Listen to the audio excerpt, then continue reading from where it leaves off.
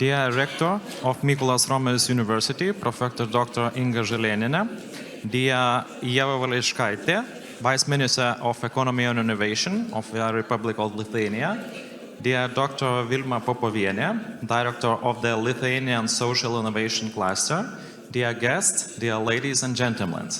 Welcome to the 11th International Conference on Social Innovation, SOCIN 2022. And first of all, we would like to kindly invite to give the welcoming speech for Professor Dr. Inga Želėnienė, Director of Mykolas Romeris University, and the floor is yours. You're welcome. Thank you. Thank you, Professor. And distinguished guests, professors, students, partners, dear colleagues and friends. On behalf of the whole Mykolas Romeris University academic community, it is my great privilege and honor to open already traditional 11th annual scientific conference on social innovations, SOCIN 2022. Every year, this event brings together scientists and researchers from different countries and different disciplines who open a forum for meaningful discussions and insights on their important research findings and experiences in the field of social innovations. This event is more than a conference. It is an ideal platform for international strategic networking and co-creation of knowledge for the sake of common future. It is delightful to see that this international event managed to assemble so many distinguished keynotes, speakers, participants, and friends from all over the world, representing Albania, Australia, Canada, Czech Republic, Finland, Italy, Luxembourg, Mexico, Latvia, North Macedonia, Poland, South Korea, Sweden, Turkey, Ukraine, and United States. Your presence, dear colleagues and friends, reminds us all how important intellectual discussions on social innovations and particularly sustainable social innovations are. Our rapidly changing world and current challenges caused by COVID pandemic, security threats caused by Russia's aggression and war in Ukraine, unprecedented technological development, threats to foundations of our existence, freedom and democracy, fostered for decades by the Western civilization. More than ever before, our societies, our countries need university communities to bring the ideas to act as active agents of change, generating, supporting, and promoting sustainability and social innovations, jointly with all the people and institutions that can contribute to the solution of identified social problems. Today, we gather together to evoke and discuss sustainable security, sustainable management, governance, and sustainable well-being issues through higher education, inclusive teaching and learning practices, also community work, experiential learning, and sustainable social innovations developed from research. We have power to make a significant change. Over the past few decades, the world has seen an evident increase of access to education. The spread of information, communication technologies, and global interconnectedness has accelerated human progress, bridged societies through scientific and technological innovation in different areas. The conversation in higher education has shifted from a focus to what students know to whether they know how to think, analyze, and process information around them. Educational practices and diverse learning environments should provide students with skills that will serve them throughout their lives. Equally important are practices that empower them to create a world that is more peaceful, equitable, just, democratic, sustainable, and socially progressive. Here at Mykolas Romeris University, we all are committed to providing inclusive and equitable quality education at all study levels for all persons both from Lithuania and other nations all around the globe. We understand that in order to create a sustainable university community, it is necessary to ensure that through wider access to higher education and lifelong learning opportunities to all, our students will receive the knowledge and appropriate skills needed to be active citizens of society. Sustainable development cannot be realized without peace and security, and vice versa. Peace and security will be at risk without sustainable development. Our vision at Mykolas Romeris University is to embrace the need to build peaceful, just and inclusive community that influence the development of society, that provide equal opportunities based on respect to human rights, effective rule of law, good governance, and more transparent, effective, and accountable institutions. Mykolas Romeris University, in partnership with other universities worldwide, public and private sector organizations, consolidates people and contributes to the implementation of UN Sustainable Development Goals.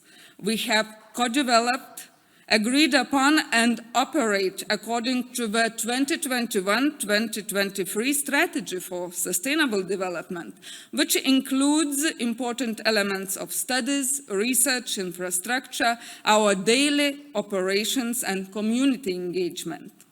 Aiming to work towards better inclusion, visibility, and implementation of SDGs-based values and principles into educational activities, research, and outreach.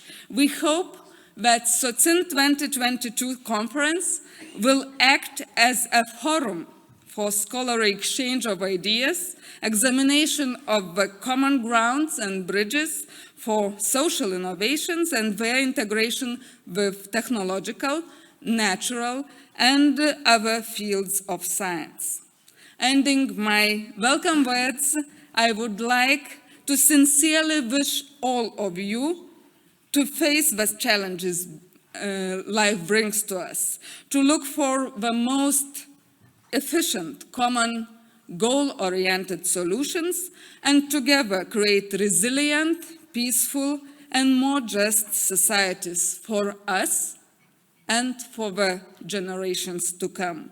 I would like to congratulate once again all our friends, speakers, and participants of this conference, and wish you all an inspiring presentations, thought-provoking discussions, and a very warm welcome to Lithuania, Vilnius, and Mykolas Romeris University. Thank you very much.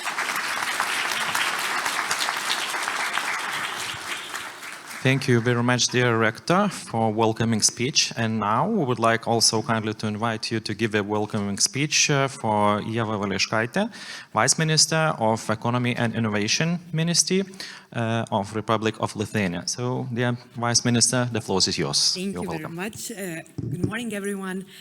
It is a great pleasure of mine to welcome participants of SOCIN academia and students, of course.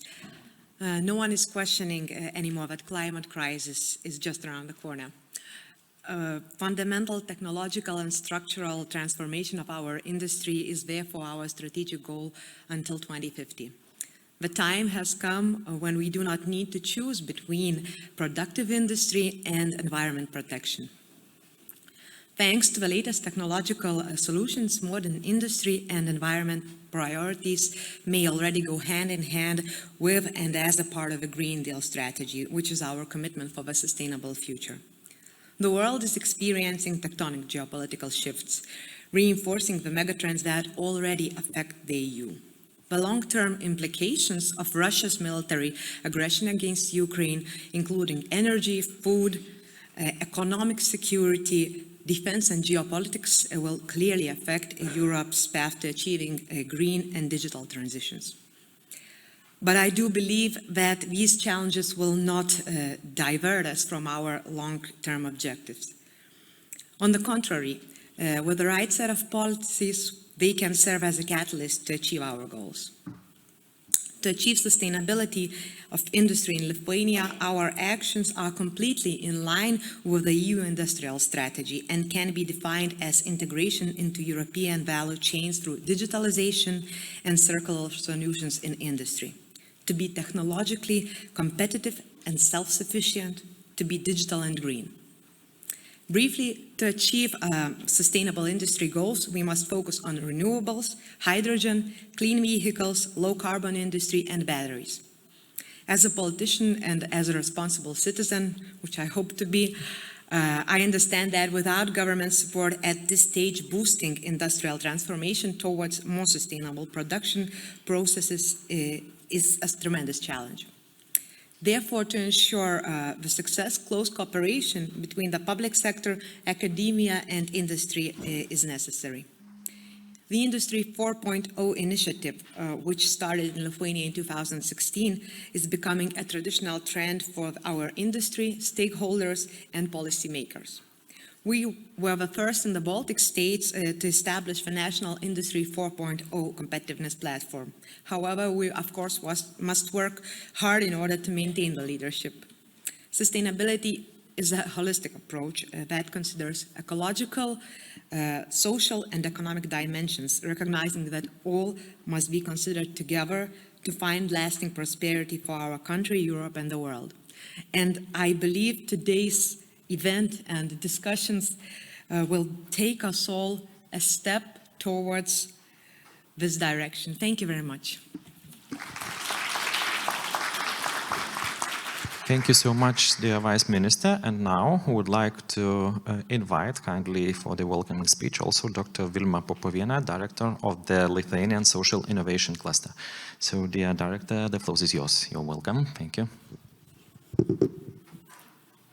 Good morning, dear guests, organizers, speakers, participants.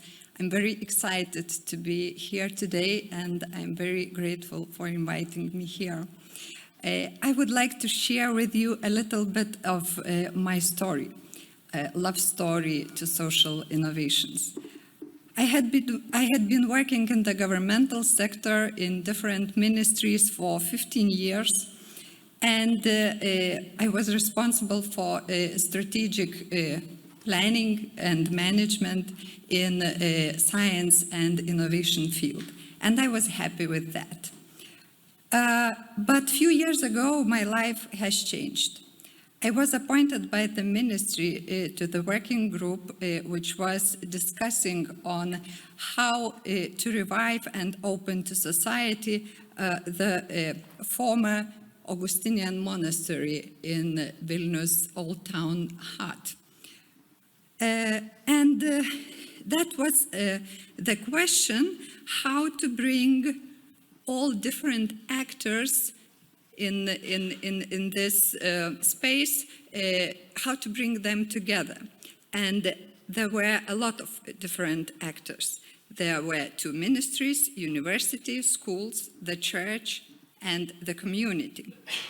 By that time, I knew about business clusters, but I didn't know about social clusters. So half of a year, I was reading and searching about it. And that's how, in this case, I thought that maybe the solution to bringing all these actors could be creating the social cluster, which is different from business clusters. Why?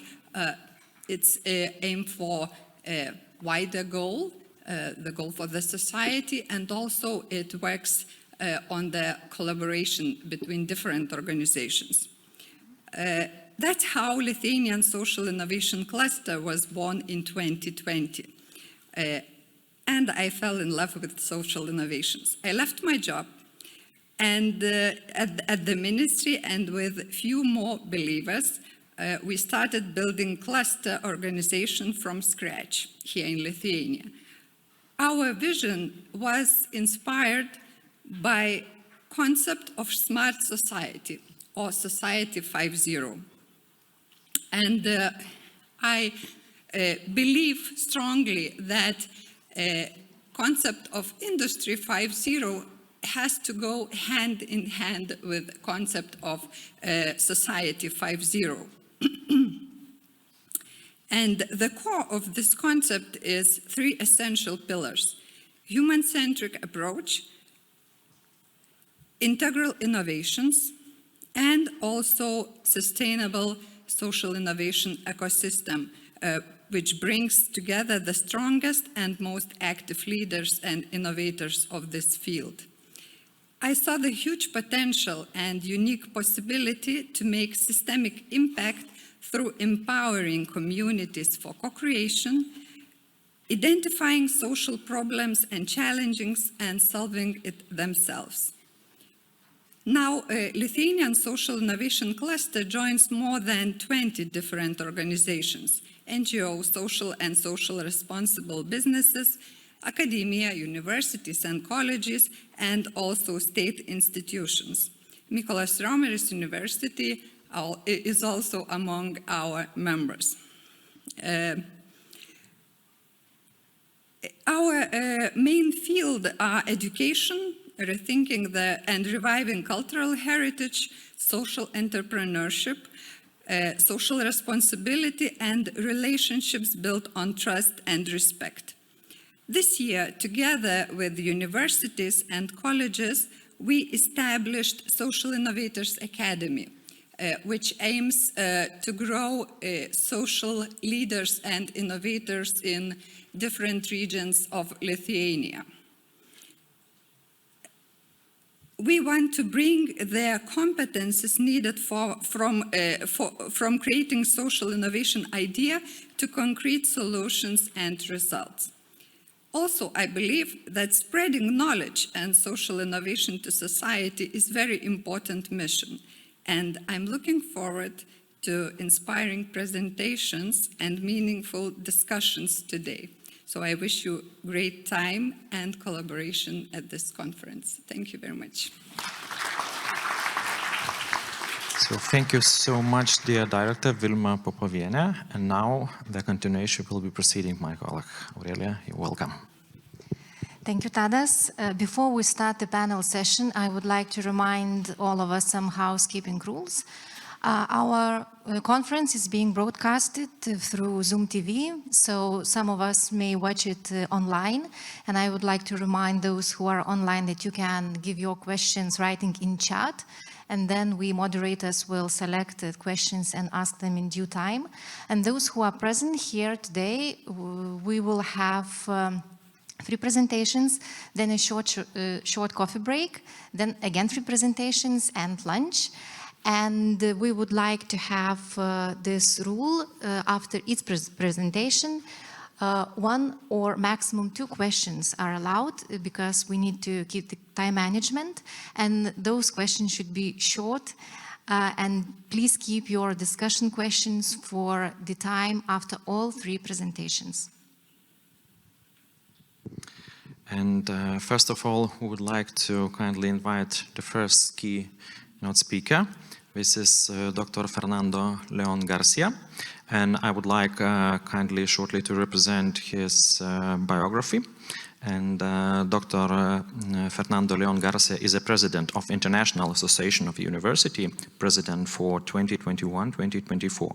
He has also been president of CETIS University since 2010, leading the Institution of Accreditation in the United States of America, BASC, ACBCP, ABET, and one of the most internationalized university in Mexico. Prior to that, he served as a chancellor of City University of Seattle's International Division, with a presence across the Americas, Europe, and Asia. Dr. Fernando Leon Garcia currently serves or has served on boards and advisory groups commission of the internationalization and global engagement of the Americas Council of Education, Council of President of the Association of Government Board, Western Association of Schools and Colleges, Council for the Advancement and Support of Education, NAFSA, International Educating Association, Hispanic Association of Colleges and Universities, Mexican Federation of Private Universities, Santander Universidades Mexico, and Consortium for North America Higher Education Collaboration. Dr. Fernando Leon Garcia holds a doctoral degree in educational administration and policy analysis, and he holds also the Master in International Development Education from Stanford University, as well as the Bachelor in Industrial Engineering from CETIS University. He has been named to the top 300 leaders in Mexico from 2019 to 2022. In addition, Dr. Fernando Leon Garcia has received honorary doctorates from Vysoka Škola Inanci Spravni, Czech Republic, Dimitri Santemir Christian University, Romania, and Caucasus University in Georgia. So, dear Dr. Fernando Leon Garcia, we kindly would like to invite you to give a keynote presentation, and the floor is yours. You're welcome. Thank you. Thank you. Good morning to all. President Inga, thank you very much for this invitation. We're honored to be here. Vice Minister Valekatsi, Director Popoviene, distinguished panelists, honored guests, international colleagues who are here, students, of course, faculty, and everyone else in the cyber world. Honored to be here and to share some thoughts, hopefully relevant to the topic, but from a different perspective. And this perspective will be from the perspective of leadership. As we all know, there we go, okay. As we all know, we have been talking the last 2 years, almost 3 years now, about the pandemic. What I would like to do is not to bore you with many details of what has been said, but begin to lead you to the challenges and issues that some of which I think might pertain to this event, which, by the way, we congratulate you on this 11th conference and about 20 different countries. By definition, it's a global event, so congratulations. So I'm going to draw from different events, surveys, a lot of which will be overlapping, but I think that you will see some common themes as we try to view from the perspective of leadership, what are those things that we need to focus on. Of course, there is a tendency already to go back to how it was. And I think that we need to avoid that. We need to see what it was that worked, what it was that we experimented with, and what it is that we should be adjusting as we move forward. And it's also very important to look at what has been several stages already. There was the initial stage where we were all improvising. We were trying to see how to provide continuity to things. Then there was some degree of control of what was going on, some degree of innovation at the same time. And depending on who you were and where you were in the world, some were even already transforming. And that's what's important. There are some that are still in emergency mode because they have not had access to all of the innovations. There are some that are still in transition, and there are some that are way ahead of the game, and that's very important as well. Let me refer to a major survey that was carried out with university presidents. It had over 800 responses from around the world. And what's important is that there are some things that were said that are still being worked on right now, and there are others that's point out in the direction in which we're headed. So I think that what is important, since we are at an academic institution, is to highlight what we forget And that is that although, of course, presidents, senior leaders played a very important role, it was because of the faculty who were willing to adjust and students who were willing to tolerate that there was continuity of education without classrooms, without even going to the university campuses, through the use of technology, that we were able to provide continuity to education. In the process, though, there were some paradigms that were shifting. For example, when we talk about internationalization, there was the belief that internationalization could only be true if it was face-to-face. Well, guess what? During the pandemic, one of the things that occurred the most, and Tom Friedman, I will quote him at the end, that occurred was that there was a lot more interaction, despite the fact that there wasn't any physical mobility, or what we would call exchange without physical mobility. And of course, the mood was changing as there was medical progress and things began to be under control. But what presidents early on said was that the next 3 to 5 years, the education that we knew was going to begin to change, such that even if we believe and confirm that education should be mostly face-to-face, there would be hybrid, there would be online, of course, relevant to who you were and what you were doing. Going back to internationalization, I think that what's important is what has evolved out of this, and that's that for the leader in international education, this from the perspective of mobility, which is the European Union, of course, this is bound to continue. And as we incorporate things that were tried out very successfully in many ways during the pandemic, what we will see is much more mobility, except that there will be an increase in physical mobility. We will soon be back to the levels where we were before. But now we will have incorporated e-mobility, and that is the exchange of ideas, the exchange of courses, the exchange of cultural experiences, but using technology.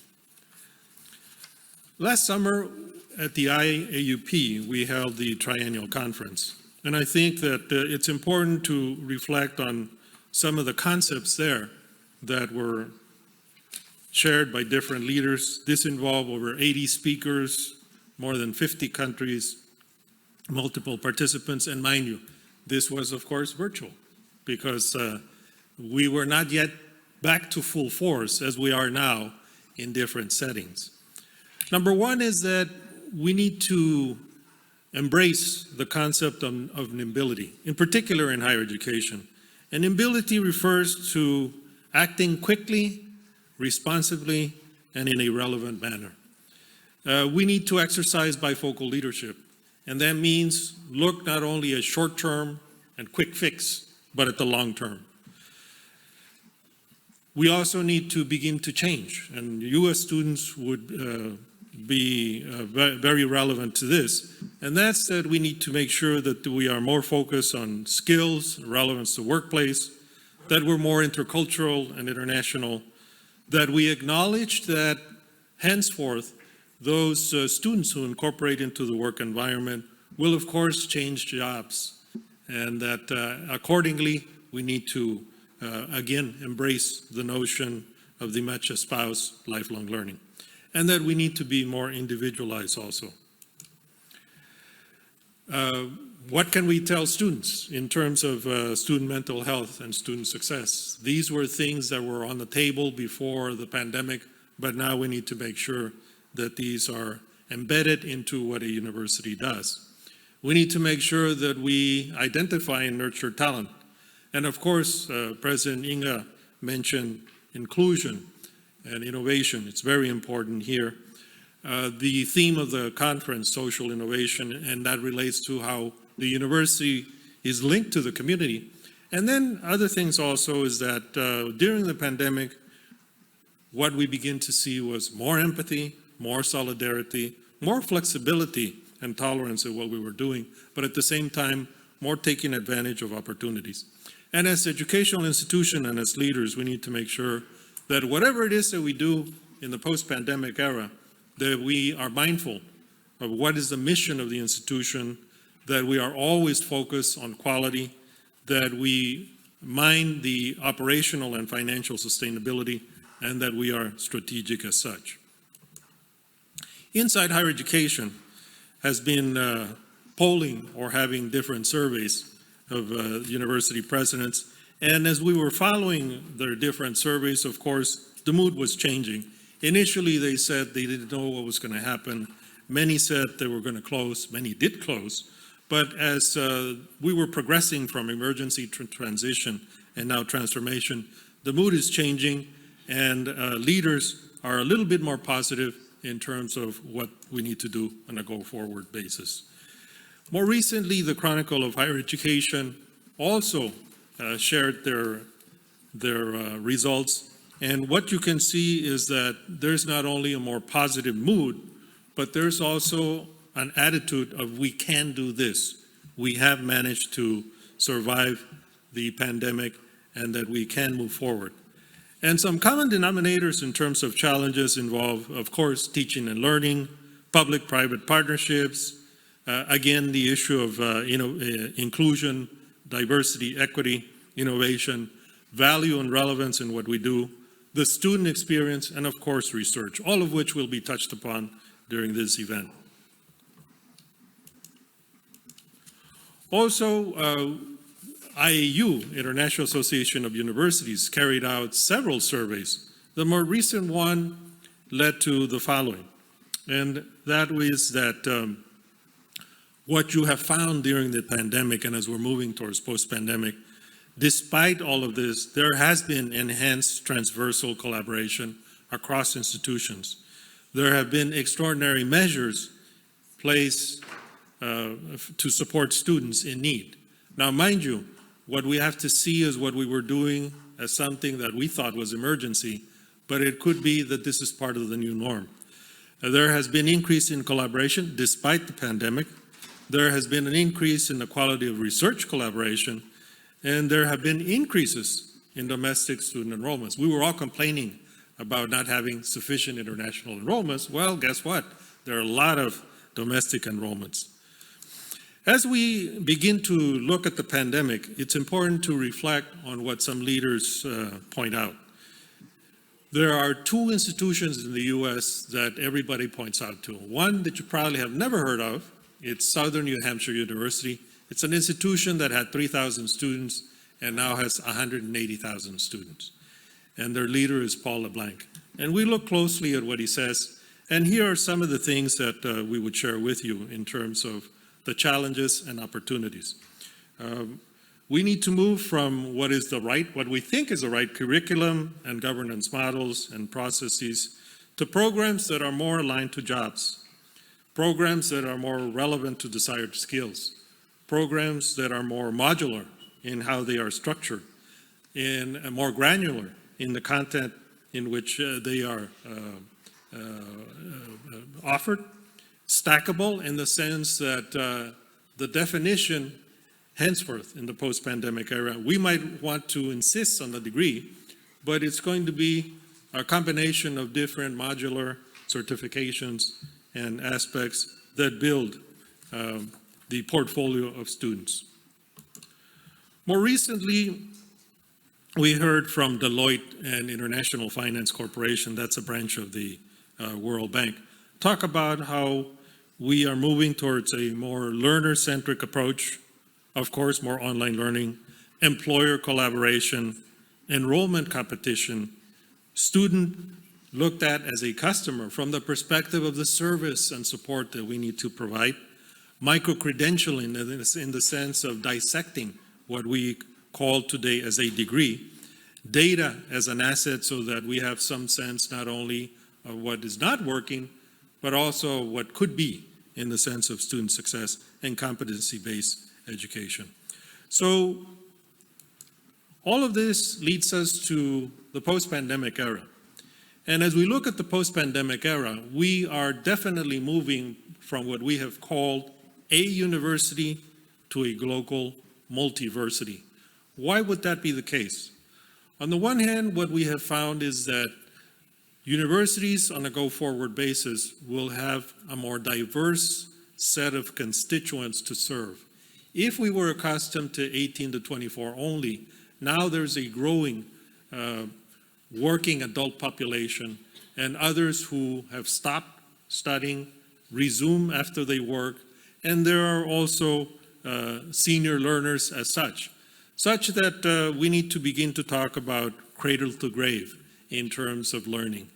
Learning that does not stop when a student graduates, but also when they are there in the productive sector. Multiple modes of delivery. What we found is that, yes, face-to-face has its value, but there are certain situations and circumstances where hybrid and online is also valuable. Multidisciplinary, in the sense that we are almost past the stage where a profession defines what we do and how we do it. Increasingly, it is the case that you have two or more professions, two or more disciplines, as you try to look at a problem, resolve it, prepare students for the future. Multiple roles also. If we were a teaching institution, we now have to do more research. If we were doing research, we now have to be better connected to society, and vice versa. So even if you were a very well-defined institution in terms of being only or mostly research, only or mostly teaching, or only oriented more towards the social portion, you are going to, as a university, be facing all of these roles. And of course, the value of an institution is not in question with respect to how you serve a region. But in order for a region to be more competitive, you need to have a broader mindset. And therefore, global outreach is going to be very important. So as you move forward, it is essential that universities are not only global, they mind the local, but that they're locally relevant by being globally competitive. And in closing, I think that it is very appropriate to bring to the table a reflection on the part of Tom Friedman as we're moving towards the post-pandemic era. He said, well, it is time to begin to reflect and try to transform. And Tom Friedman said the following, he said, during the pandemic, people have communicated, collaborated, and competed in more places, in more ways, with more people, across more countries than ever before. Now and in the future, because of the speed of change, we will always need to be in a state of beta. You remember the notion of nimbility, quick response, adapting as necessary so that you can cope with an increasingly uncertain future. And where PQ plus CQ is greater than IQ. And that means that during the pandemic, we observed that passion quotient plus curiosity quotient are much greater than only intelligence quotient. So in closing, I would just say, let's take note of what has happened. Let's value what has worked. Let's observe what has been innovated on. Let's learn from this, and let's face the pandemic successfully as global multiversities. Thank you very much. Ačiū. Thank you, dear President, for your important and interesting presentation. And now this is the time for several questions. Any questions, please?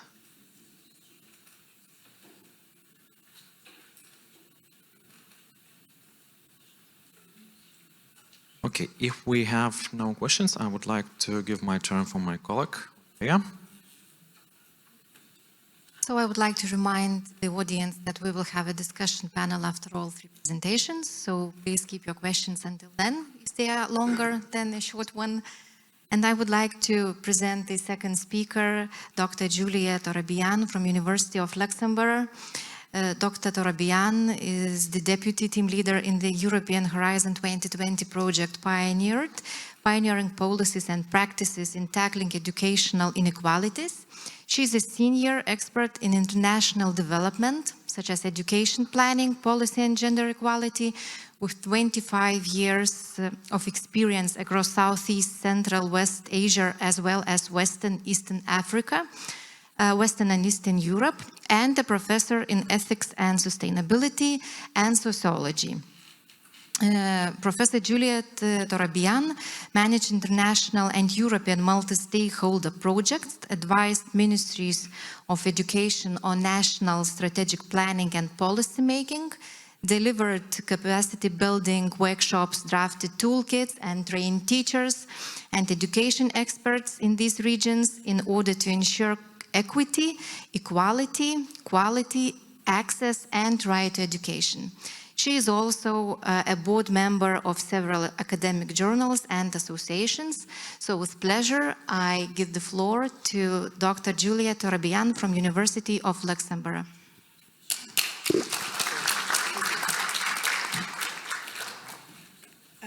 The other keynote speaker didn't get that applause at the beginning, so I'm very privileged. Thank you very much.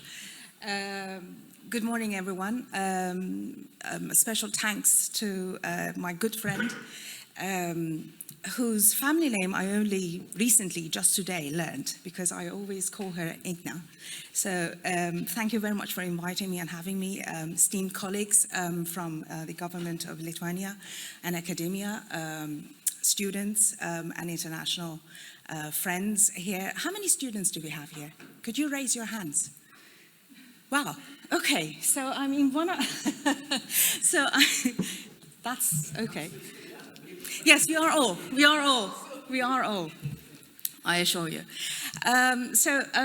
Today I'm going to talk about social innovation from the point of view of the role of education and culture in creating opportunities for social innovation.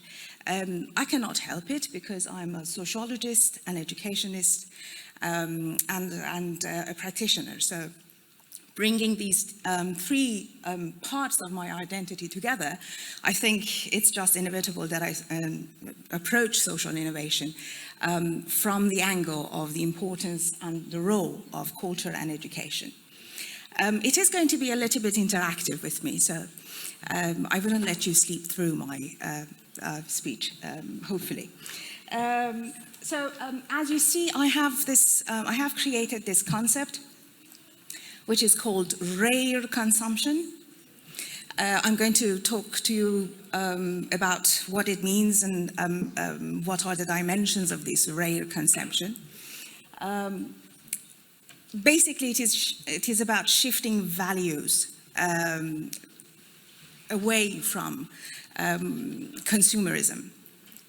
And I'm going to take you through this so that you would see how culture and education are very important in creating this shift towards values that safeguard our societies, our culture and our education. So some of the topics that I'm going to touch upon very briefly are the current challenges that we have across the world. I don't think that there is any one of you who is unaware of this, but I'm just going to start with this very grim picture of what the world is now going through. It's unfortunate, but it is the reality.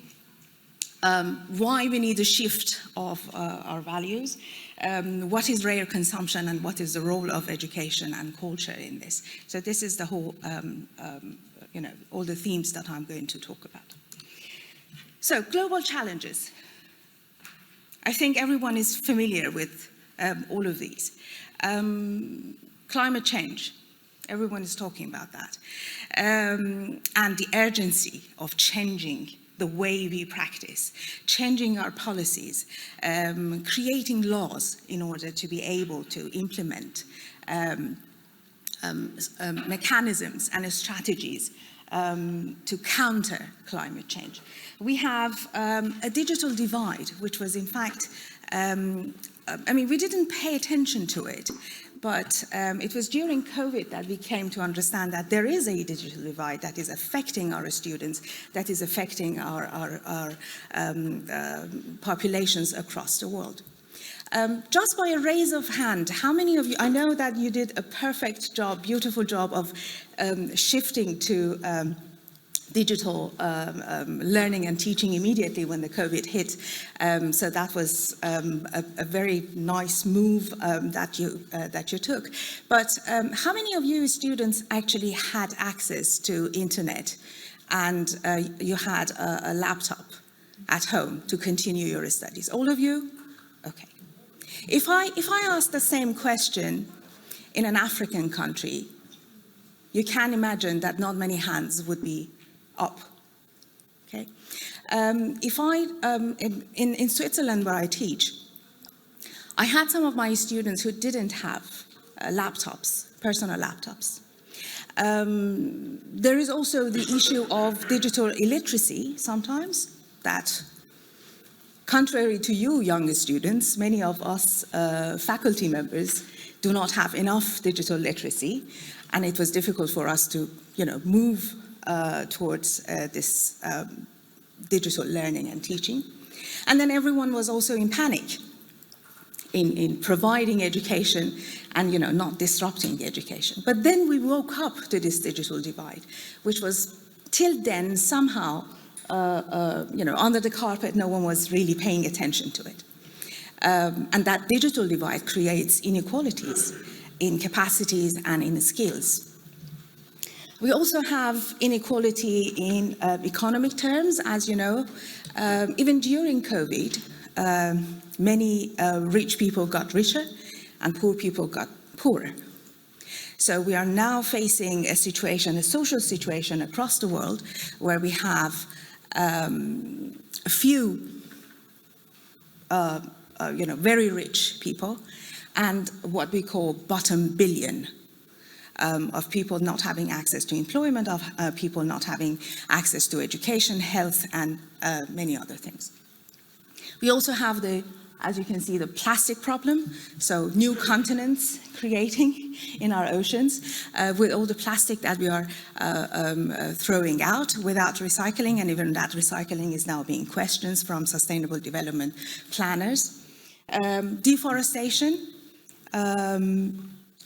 pesticides that we are using, and also, as you can see, revolutions, movements, social movements, because people are fighting for freedom, people are fighting against populism, rise of nationalism, particularly something that is hitting Western Europe even more, but also in countries like Iran, where people are fighting for their freedom on a daily basis. So these are some of the green parts of the green picture that I can share with you today. I'm sure you're all aware of it.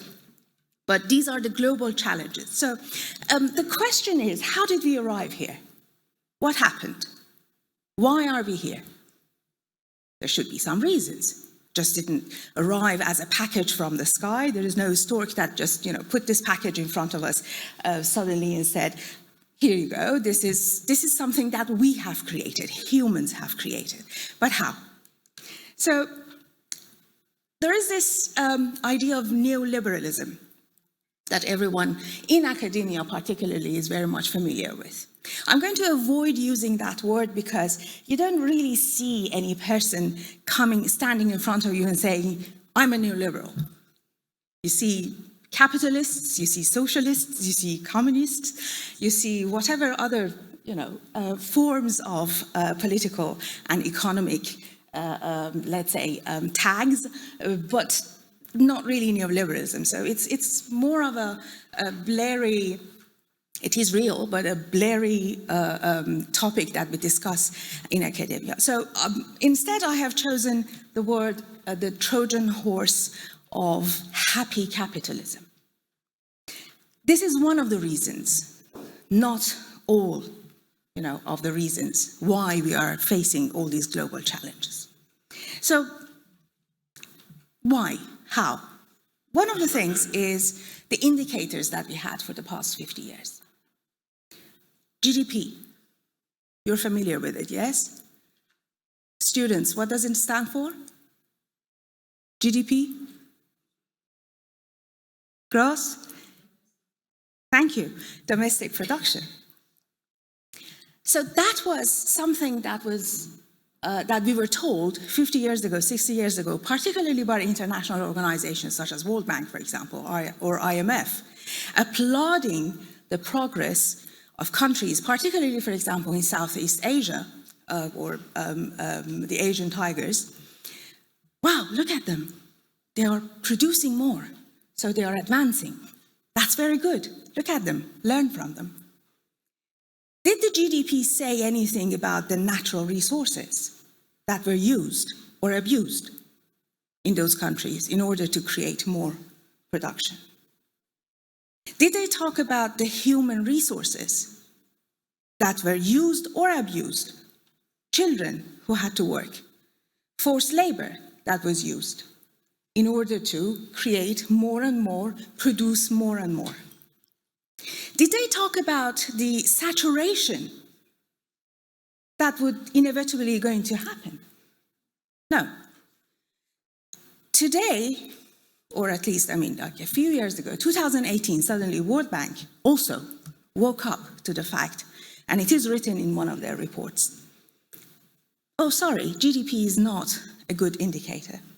It doesn't say anything about the natural resources, about the human resources, about technological advancements, about transfer of knowledge and social innovations, and the cost and benefits for the society and the environment. There was also the bigger pie fallacy. You do know the bigger pie argument. If you have a bigger pie in a country, everyone would be better off. Is that true? I have a bigger pie here, and I have a smaller pie here. Would everyone here in this place have a bigger part from this bigger pie or the smaller one? Any ideas? Sorry? Yes, not necessary. It depends, thank you very much. It depends on who is cutting it. If I assume authority and power over you,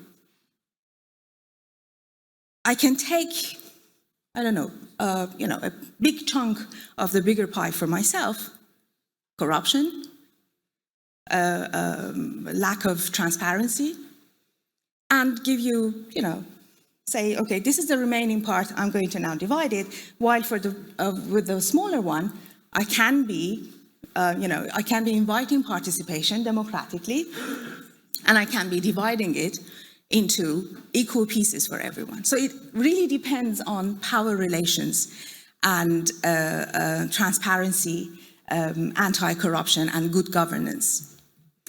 This is one part of the problem, why we are here. The other one is this individualization and individualism that were standing, that were put into one basket while they're not the same. If we talk about individualization, it means we are tailoring programs, we are tailoring, let's say, practices into your needs. Academic needs, pastoral needs, psychosocial needs, that's something else. But if we divide you from other parts, other members of the society, individualism, and we say, you compete with everyone, you only care about your utility, which is economic happiness, and do whatever it takes just to make yourself happy, no one else counts. That was the ideology behind this happy Trojan horse of capitalism, which meant, well, businesses would abuse environment and society in order to individually assume a better place in this world. We also had a metamorphosis of our values. So culture suddenly moved to be celebrity culture from what it actually meant in our societies. And education, higher education, for example, was pushed from educating and training cultivated men and women to employable persons. So there is this shift of paradigm that we had for the past 50 years. And of course, as I said, the prominence of celebrity culture over all other forms of culture, but also education, being an end to employability and economic utility for individual people rather than a common good. Now, during the COVID, we had an awakening. suddenly people started asking questions about our systems, about our values. Now there was this polarization. Some people said, oh, the heck with it. The life is short, so I'm going to be even worse, in all these things that I said. So an individual who's competing with everyone, who is just concerned about themselves. And on the other side, people awakening to the fact that, oh no, this is not a system that we want to go ahead with. So we need social innovations. We need new methods. We need new answers to the challenges that we have. How can we say goodbye to all these values that were developed for 5 decades through social innovation, through new methods? And so there was this awakening in the role that people can play in changing things, perhaps, something that they didn't really believe before. Now, the question here is, after this awakening, we should be able to choose between 2 values. The past 50 years has been about I have, therefore I am. So there had been a rise of consumerism. Are we going to go with that? I don't care about others, and I'm an individual competing just on my own. Or are we going to change towards something new, caring for one another, innovating for society, considering culture and education as common goods for everyone, with trickle-down effects for next generations? Well, one concept, and I'm happy to be presenting this for the first time here, because this is a topic that I'm discussing in my 2nd book, which is going to be published next year. So this is the first time I'm actually uncovering just a small part of my next book. Rare consumption is a topic that can guide this shift towards new values. What does it stand for? The first R stands for responsible, taking responsibility of what we are consuming and how we are consuming, how we are dealing with our wastes, how much are we wasting? Europe is one of the most wasteful continents in the world. The food that we, buy and we just throw into the trash bin, or our construction in Europe is very much polluting, for example. How are we going to change these values? So being responsible for the decisions we make as a consumer, because let's face it, we're not going to be, utopic and saying, oh, decrease all the consumptions, don't do anything, don't live, don't buy. No, in a very moderate way, yes, we are going to be consumers, but how? That's the question. The other one is aware. So awareness of greenwashing, which is very much happening today, and we can all see it. I'll give you one example. Remember a few years ago, if you went to supermarkets, you would see that the packaging were bright, shiny, in colors that were created to attract your attention, right? Today, when you go to supermarket, the same ingredient is packaged in very pastel colors, right? Earthy colors. Light green, light beige, something like that, to tell you that, oh, we have changed towards sustainability. You see, we are not using those or for example, brands, particularly fast fashion brands that are highly polluting all across the world, abusing social forces in underdeveloped countries or developing countries, polluting air, polluting water, and the waste of all the, the fast fashion that they create, and we don't know what to do with it. But still trying to say, oh, for example, we are taking this initiative to be green. Is it real? That's a question that aware students, properly trained in our higher educations, should be able to dig a little bit deeper into and understand the difference between real change towards sustainability, but also taking responsibility of creating new ways of being sustainable. Like applications. I have students who have created applications. You can scan, for example, an item and understand what the level of toxics inside that product is. Things like that. These are the social innovations that we now need based on your awareness. The third part is, the other R is reasonable. So reasonable consumption. I give you one example from a lady that I met during one of my projects in sub-Saharan Africa. We were distributing micro-credentials, like some money to families in order to buy their basic needs from supermarkets. Meanwhile, also providing education on what kind of food they should use or, bring home because of its nutrients, not to go and buy junk food and all that. We went to this shopping center to buy things with this lady, and I saw that she's taking only a few things while she really needed. I knew that she needed to get more items. So when we were going out, I asked her, why didn't you get everything? She said, well, the place that I live is almost at the corner of a street and I don't have any place to keep them. So I think, why would I waste and buy more? That was a lesson, a life lesson for me, myself.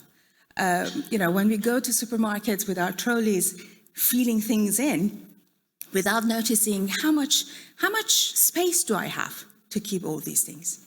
What is the limit of time that I can keep these? Am I going to, be greedy and buy everything that I see, particularly when we are hungry, when we go to supermarkets? Have you noticed, filling our trolleys? But being reasonable in our consumption, and also going sometimes to our traditions. I'm sure in Lithuania, if you look at your the way your grandmothers, for example, safeguarded food in different ways. I don't know, making jams, for example. That's something that they did. Pickles, for example. Why did they do that? Because they didn't want to waste food, right? While we just, it's there for us in the supermarket. We have lost our touch with nature and how difficult it is and how limited our resources are, and therefore we are wasteful. So a little bit of also traditional methods that could be revived. And the last part is ethical. Being ethical, meaning, where there are labels that assure you that a product is ethical. For cotton, for example, which we knew till now was harvested by the little fingers of children in certain countries, or, for example, jeans that we wear, the sanding that is used on it to make it beautiful, all the chemicals that children use in order to sand the jeans and make it more beautiful. Should we go ahead and buy those or change, right? So it's all around with labels that are already existing, but also room for innovation by you, by all of you. There's a potential in each and every one of you students to create that new way of understanding how we should consume and how ethical we can be in our consumption. So this is the concept that I've provided. Now, so you say, okay, so these are applications, these are social innovative ways. So what's the role of education and culture in it? Well, in higher education particularly, the type of courses that you go through, if they give you this type of awareness on plastic, on pollution, on your daily practices and how you can change on a daily basis without making a drastic change to your lifestyle, but simply reverting to more ethical, responsible, and reasonable consumption, then that education is one that is in practice sustainable, leading you to social innovation.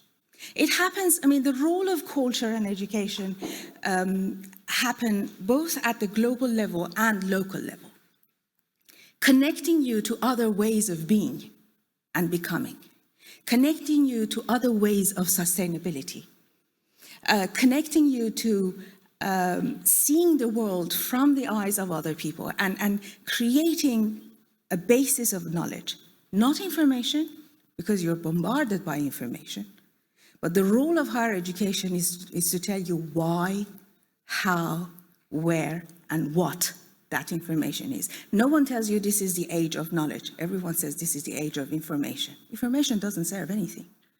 It can, in fact, be used for mass management. It can be propaganda, which is the case in several countries. It's that knowledge of asking why, how, what of that information that you see on a screen. One example, influencers that you see on Instagram. For example, advertising for a piece of garment or for a piece of clothing.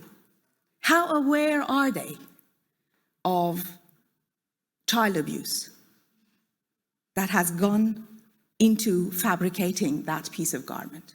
Are they? They're not. You should be aware. So the information they're sending is, look at me, I'm beautiful and I'm happy and I'm feeling very good, buy this. Yes, but why? Do I really need it?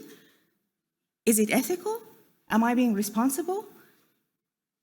All those questions. So the role of culture and education is, in fact, creating the basis of this idea of one earth, one humanity that we have been, in fact, separated from for many years now. So, as a final remark, I can say, as a generation, all of us, we have a narrative, just like the narratives that we hear from previous generation or generations. What is our narrative? How are we going to change? How are we going to write our narrative so that next generations that would look at us say, oh, okay, they made a real change. They were very innovative. They were faced with all these global challenges, but their youth started, innovating different things. Their education systems adapted. Their cultural activities were creating a vision of the world that was diverse and creating equality amongst different places and time. So what is our narrative? Because we are writing that narrative. How are we going to write it? I say, the rail consumption can actually help us a little bit, at least. There are many other ways. This is just one way. Now, I have explained many of these ideas in my previous book that you can see here. Many new ones are going to be added to the next book, I'm hoping, in which I have created a conceptual framework. So this rare consumption is only part of this conceptual framework. And that is talking about wealth, not only in financial terms, but also in educational terms. What is educational wealth and what is educational poverty? We don't talk about that. Immediately when I say poverty, people say, oh, okay, someone who doesn't have money. No, a person can be poor because, they don't have the necessary situation to learn. Learning poverty is something that World Bank itself is also talking about today. Learning poverty and learning wealth, cultural wealth and cultural poverty. If we take all the things that are transferred to us culturally and say, oh no, generations before me did it this way, so even if it is wrong today and it doesn't make sense, I'm going to keep it like that. Then we are in fact countering the very meaning of culture, which means cultivating. Technological poverty and wealth is another form that we need to talk about. Political wealth and poverty.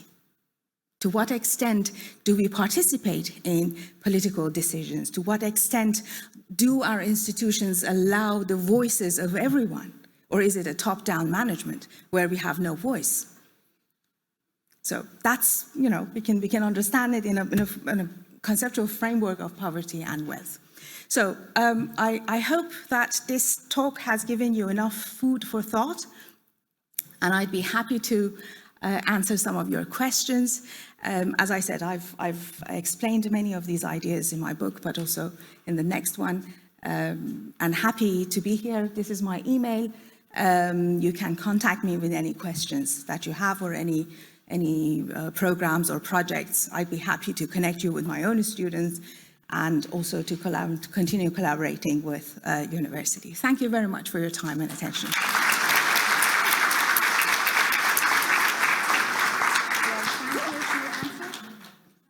Yes, so we have one question here, please. Thank you very much for the thought-provoking presentation. It really was one. I use the right to once again come back to the university and ask some questions for the presenter.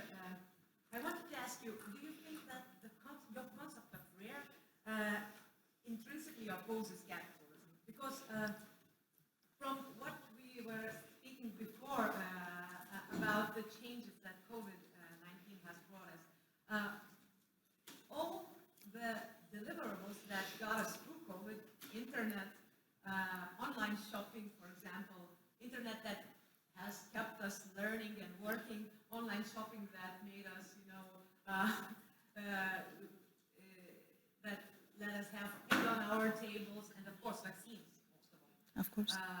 All these products, of course, are deliverables of capitalism. Mm-hmm. So to say that, I guess what I wanted to say is that, of course, it's great to move towards rare, towards renewable things and how to say enlightened consumption. But most of these changes can happen due to the baking bigger pies and due to the tides that are lifting all boats, because we know that in countries that are less developed, that are more poor than others, there's a problem that they are eating worse food, for example. Yeah, they are eating more, but they are eating worse food, mostly made, for example, from flour, corn flour, and stuff like that. Richer countries can allow themselves better food, fresh food. Michelin restaurants have smaller portions than some of fast food chains. So what I mean is, do you think that consumerism is a problem that is distinctive to capitalism? Because I do think those of us who remember communism, and some of us still do, consumerism could have been as prevalent under communism as it's prevalent under capitalism. Absolutely. Only we had nothing to consume. Absolutely. So again, do you think that? I mean, yes, the local population had nothing to consume, but I'm sure the KGB agents had many things to consume. Yes, I remember seeing a photo of all the different teas that were stocked in one KGB agent's home while other people had to line up. Yes, well, okay. Thank you for your question. When I talk about consumerism, it's the prominence of having over being that has shaped the way we behave across many different, let's say, political spheres. So yes, absolutely, I agree with you. It doesn't make any difference whether you are in an authoritarian regime, in a communism regime, in a capitalist regime, or in a democratic regime. It's now a very global approach to assuming that if we have, we are. That's what I'm touching upon, and trying to say that it's all about being and becoming, sometimes even without having. So that's the core idea. And I'm not being a utopist, as I said, you know, saying, oh, no, you know, we all have to go to a jungle and we have to, you know, eat from trees and hunt and, you know, don't consume. And no. It's not like that, but, you know, just to shift away from this let's say, power relation that has framed our societies towards having an individualism and not taking into consideration that we are only one tiny part of a bigger ecosystem, you see? So that is the core philosophy of the RAID. It could very well happen. I mean, even in fact, consumerism happens more in authoritarian regimes sometimes compared to democratic regimes. It's because, you know, because that is like the way people compensate for their lack of other forms of wealth, including, for example, political wealth. So I hope I have answered your question. Thank you very much. Yes, please. Thank you. Thank you for your answers. I want one question. Very short one. Okay. I just thank you for this possibility. Very interesting your presentation that gives a lot of ideas. And I would like to ask about science consumerism and education consumerism. And we are discussing it yesterday as well about this. We are governed by market or business principles like science and universities. We have to follow this environment and business principles like competition, we call customers or consumers or students. Is it real the best model, or maybe you know better one that will be based on collaboration instead of competition? What do you think about that? Thank you for your question. Well, there are several things, if I do not forget to talk about them all. First of all, the EUA, the European Association of Universities, has taken a new stance against this consumerism and neoliberalism in higher education, saying that we are going to distance ourselves from this idea of consumer provider in higher education, and we are also going to move away from the publish or perish strategy, and we are now going to be leaning towards more impact-based evaluation of higher education and faculty members. So the impact on society and in direct relation with communities. That is a very good step. They didn't take it. It should have been taken years ago, but it was taken during COVID, I think in 2021 or 2020. There was an online conference. So that's a good step, which is going to have, its effect on how universities are going to be, positioning themselves in the global market of higher education, let's say. The other thing is, when I talk about RAIR, it is all about, in fact, pedagogies in the classroom and how we can make students aware of all the nuances of consumerism and how we can transfer new values to them in collaboration with them, in fact, because they also have very good innovative ideas. That's about pedagogies and how we can use education and culture in class to create it, but also moving educational policy and practices at institutional level, but also at governmental level, towards sustainability and towards real implementation of sustainable development at every level. So a mission or a vision of a university that is going to, map out how sustainable they are going to be. Now, there has been a very, let's say, the first obvious step that universities have taken is Green Campus, but that is not enough. So now we are talking about the next generation of sustainable development policies that is going to, at institutional level, going to permeate practices, classroom, curriculum, and content. And that is where I think the rare consumption comes in. I hope I have answered your question. Thank you. Thank you. Thank you, Dr. Giulietta Rabian. And now we're going to have the third speaker in this session, Dr. Eddie Ormchem from University of Gothenburg, Sweden. And Doctor has the function of sustainability strategist at the University of Gothenburg and Gothenburg Center for Sustainable Development, where he leads the environmental management team and works mainly with education, research, and collaboration for sustainable development. Eddie Ormsen has conducted research on environmentally adapted product development, organizational change, environmental management systems, project management, temporary organizations, and entrepreneurship. And today we are going to have our honorable speaker online, and he will present online, and he will, okay, he's already on. So the floor is yours. Thank you so much. Can you hear me and see me? I hope so. Thank you for inviting me to this important conference. It's a privilege to participate, and thank you to the organizing committee of this one. Like mentioned, I will talk about social innovations and sustainable development, to continue on the previous speakers.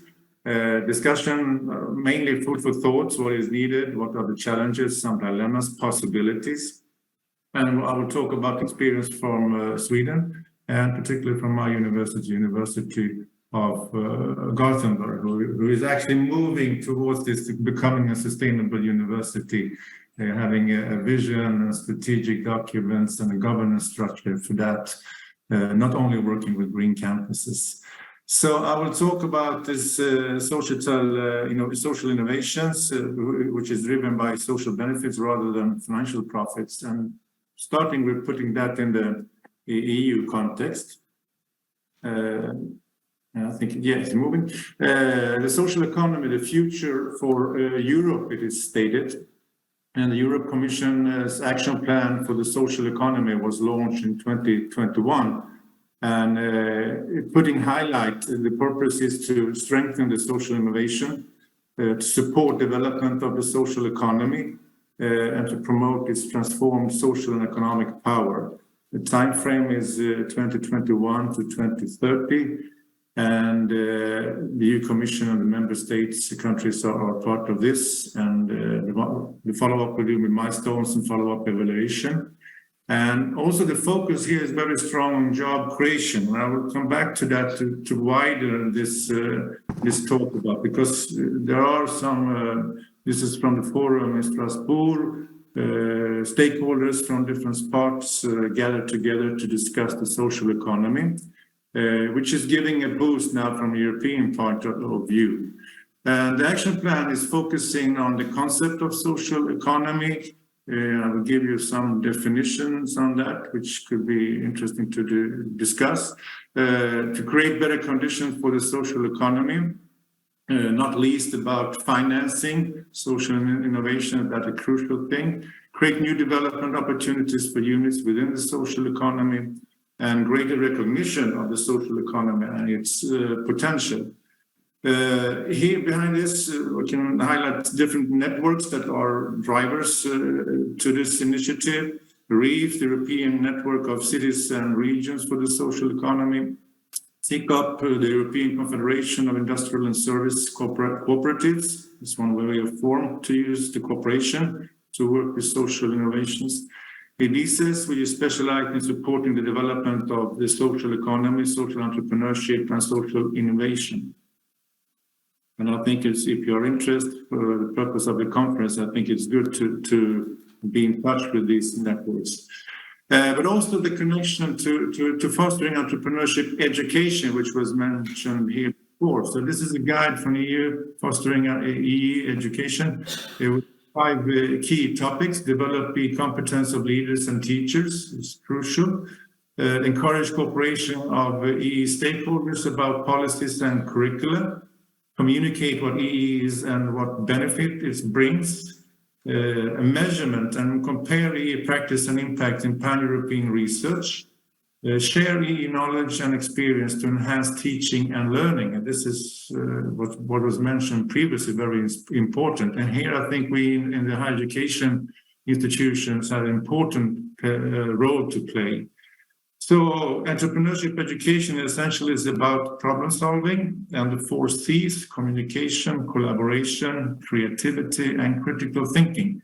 And in some essence, we are doing that, particularly critical thinking, but the change here is to also be creative, to collaborate and to communicate solution in a broader context.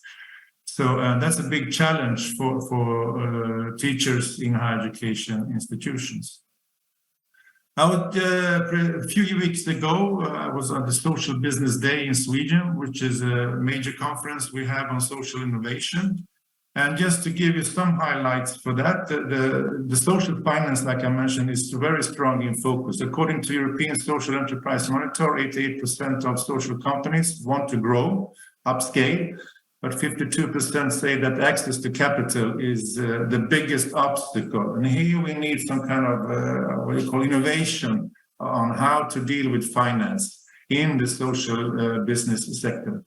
The future agenda in Sweden was launched. The agenda contains 10 measures for how the sector should develop and which investments Sweden should focus on to promote social entrepreneurship. Sweden government launched its strategy on social entrepreneurship in 2018, but now it needs to be implemented. So it's a very critical part now. There is not a lot of money invested, and the implementation plan haven't been launched yet.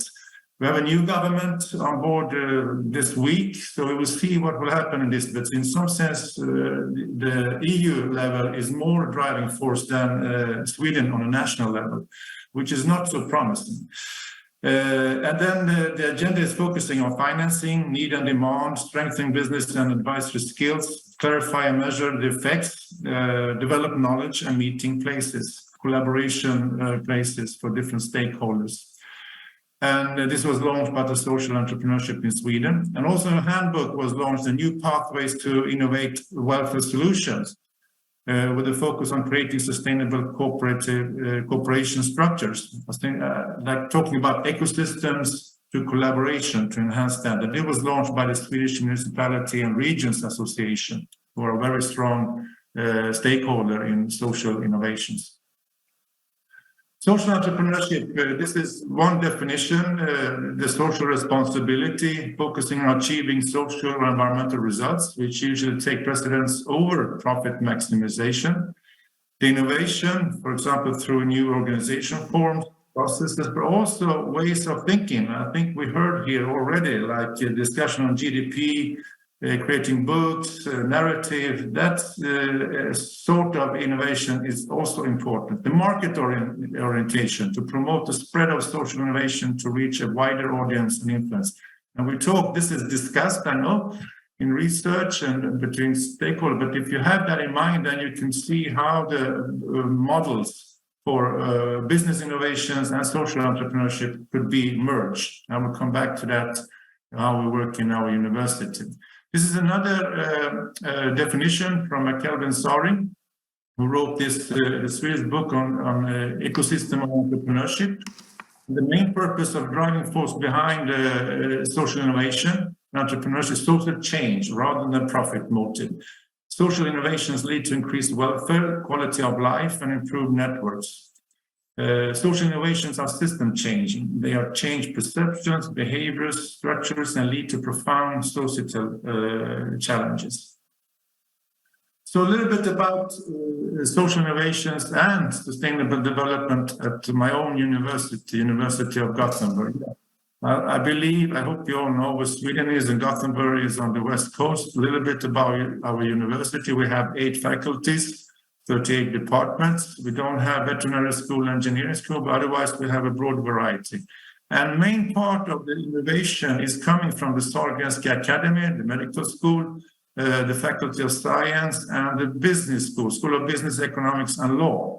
The other faculties are not fit in that, and I will come back to that one, because I think there is a potential, and also how the narrative, the inclusion of these faculties in social innovations is a challenge here. A little bit about our students and revenues and etc. So now you know our university. The Sustainable Development Goals and the Agenda 2030, just to give you one framework that I think is important to have in mind, as mentioned here, the UN resolution signed by 193 countries already in 2015. It is 17 goals that balance the three traditional pillars of social, economic, and environmental dimensions of sustainable development. It needs to have a holistic perspective. The goals are universal and strongly linked. And I think this is a big challenge, not only cherry picking which goal do you work with, affect positively, but also try. And I think we are well situated from higher education institution level that we can deal with this needs system thinking, critical thinking to see how they're interlinked, connected. So the 17 goals, 169 targets, 232 indicators is a very complex framework, but I think it's working good as a roadmap and as a framework for actually use that. You can use that in two ways, in my opinion. How do universities from outside, from the universities to the society, how do universities help to implement and to reach the SDGs? Yeah, educate current and future SDG implementers. This should be integrated in all curricula, if I could decide.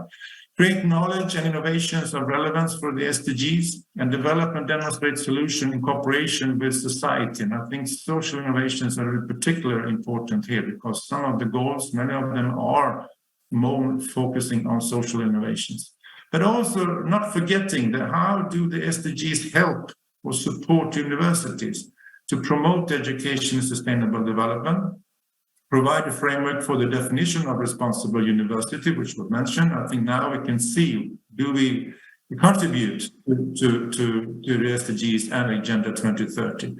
Also to support cross-boundary collaboration with new internal and external partners and create new funding streams, both inside the university, but also from different funding agencies to work with the achievement of the SDGs.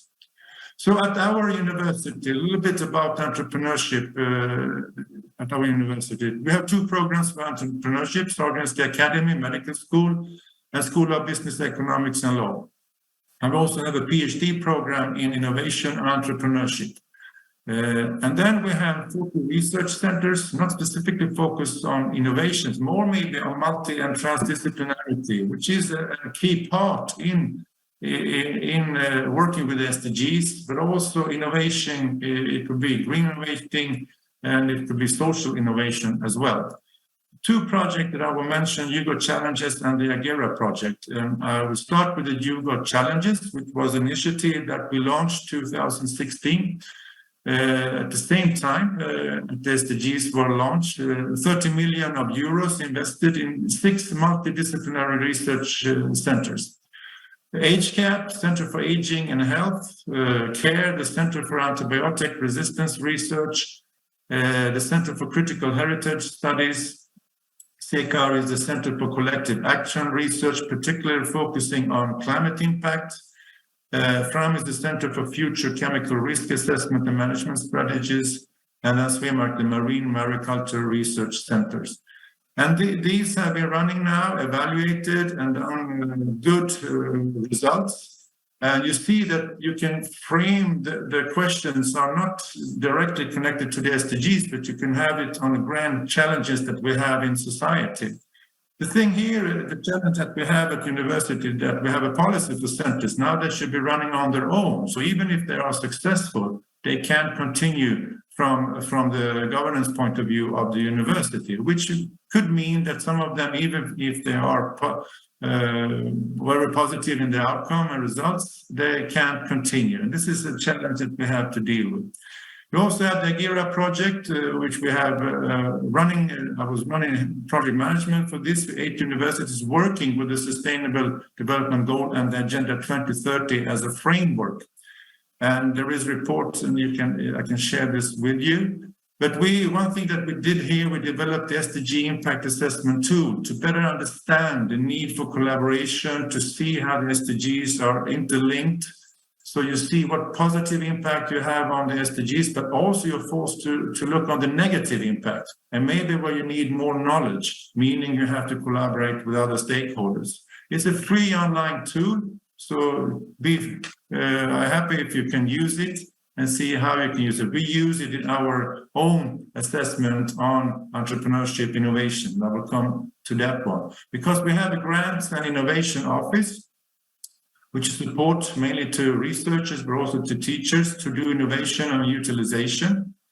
You can test innovation, you can have seed monies for that. So there's a system to support utilization and research solution. And we also now recently start to have the social impact studio to work with social innovation. And I think this is very important for the future to include more faculties, more students, more ideas to work with social innovations connected to sustainable development.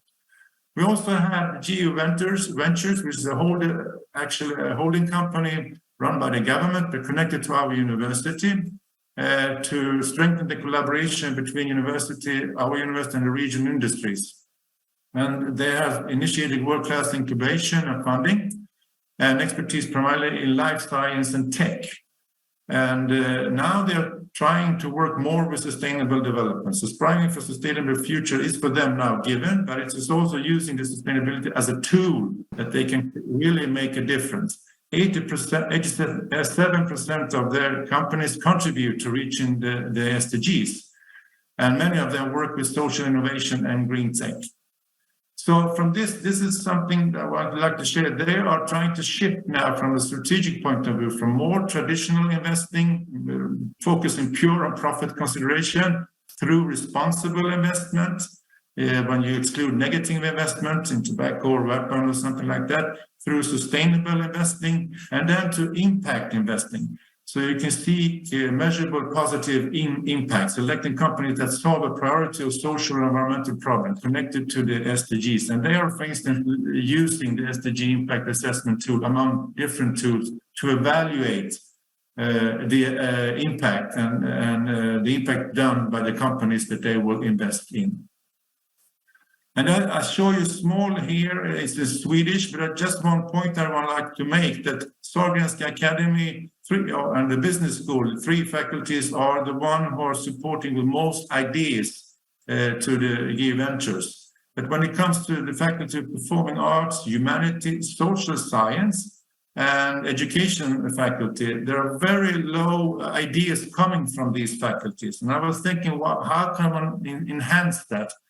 Why are not they performing better? Or is it about other challenges that we state? I would really like to discuss that with you, because I think social innovation should not be only focusing on creating jobs. It's important. We have to look at it from a broader perspective. And this is one way to give you an example. The Swedish Green West, Yellow West, not only France, they are in Sweden. This is child take care, the preschools. They are going out. This is a social innovation, which is very important to make people be able to work, both women and men. And then we have the Swedish tax authority. Taxes are very important to develop a welfare state. I don't go into the discussion of values about taxes, but it's important that if you pay taxes, you can see what is the gain, what is the payback from the society, what will you gain from that one? And you have to trust. And we had a former minister who said that it should be important and also sexy to pay taxes. You shouldn't avoid them. And we can discuss taxes in multinational companies to try to avoid them. But that's a social innovation which is very important. You have contracts, you have mortgage to buy property. You have to have legal contract. That's for me very important social innovations. You have different premium bonds. You have actually business plans and strategies that we use. That, in my opinion, also are social innovations. You have, of course, stocks and bonds to make clear who is owning a company. And like mentioned before, the GDP is one measure it was socially invented, but also money to do the transaction with selling goods and services. This is a Swedish currency. We don't have the EU. But also in different countries on a local level, in developing countries, you are creating your own currency. Like for instance, in Argentina, where the inflation is very high, they are creating currencies so you can do exchange of values and services because the actual money is not working. So these are examples of social innovation, broadening the perspective from not only job creations. And I would like to say a little bit about language. This is about the Swedish lobbyist for language. I think you mentioned about narrative. And I think language is one thing that is very important and to see how this is combined with norms and values in society. So this is about language, is about identity. This is the Sami people, the Catalan people. You create the identity having a language, but also the importance of language to connect it to narrative. The biodiversity of language is important.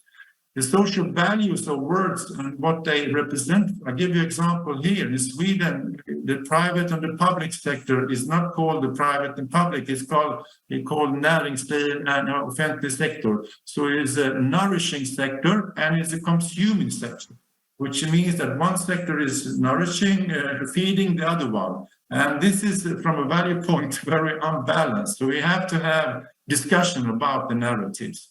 Swedish words, ombudsman, I think it's globally recognized now. Greta Thunberg and Fridays for Future developed flygskam, which is flight shame, which they didn't need to promote during COVID, but maybe we have to use that again, which is spread, flight shame. Try to, with language, affect behaviors and way of thinking and thoughts. So this is one way to put it in norms and value connected to gender. And this is a study done by a colleague of mine, Jimmy Sand, on the Swedish Secretariat for Gender Research at our university. And this is interesting because they're looking for gender. For example, they say the difference between gender is not combined with the climate issue, is not so, strange. Men eat more meat than women and meat consumption has a bigger impact on climate than vegetarian food. But more detailed analysis shows that the underlying factor is the norms and ideals rather than the gender per se.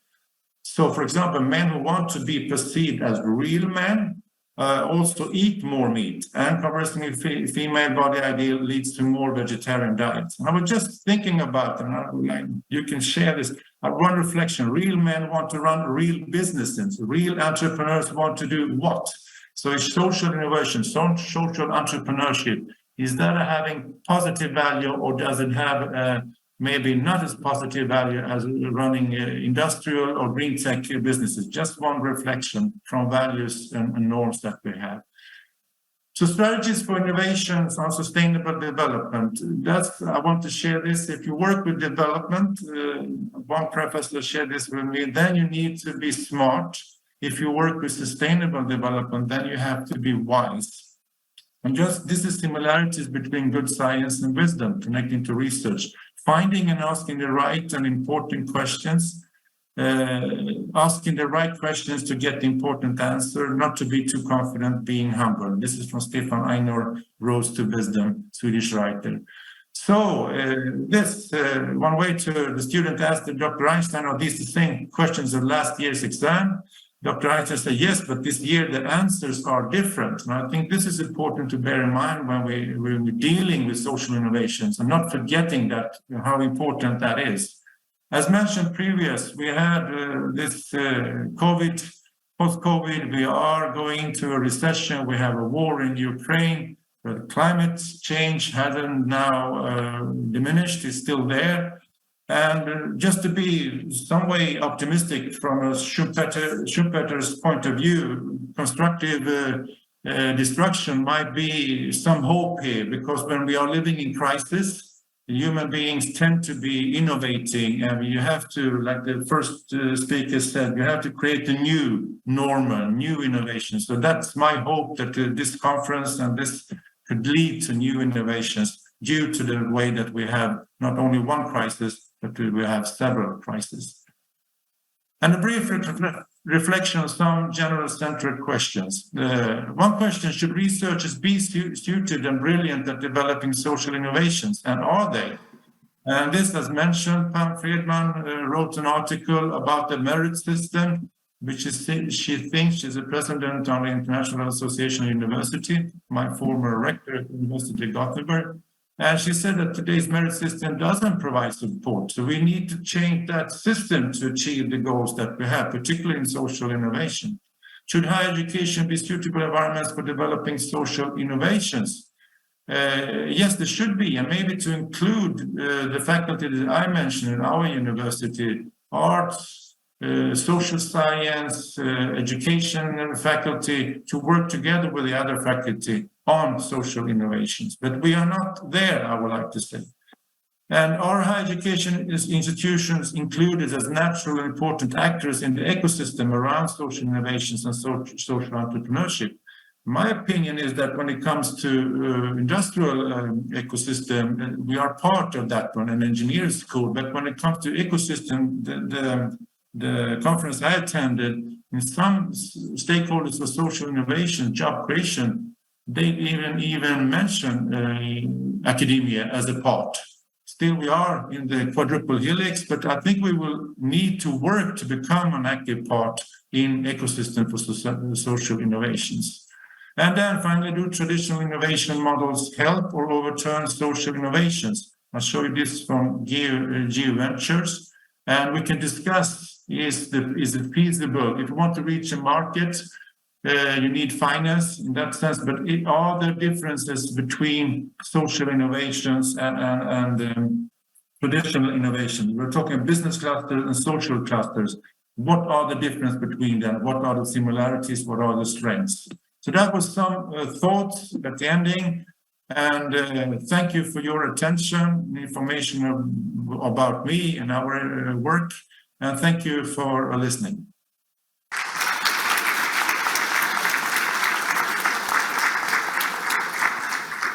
Thank you. We have time for one short question. And if there is no such question, so we have a coffee break and we will have discussions then in the second part. So see you all. The coffee is close in the hall to this room.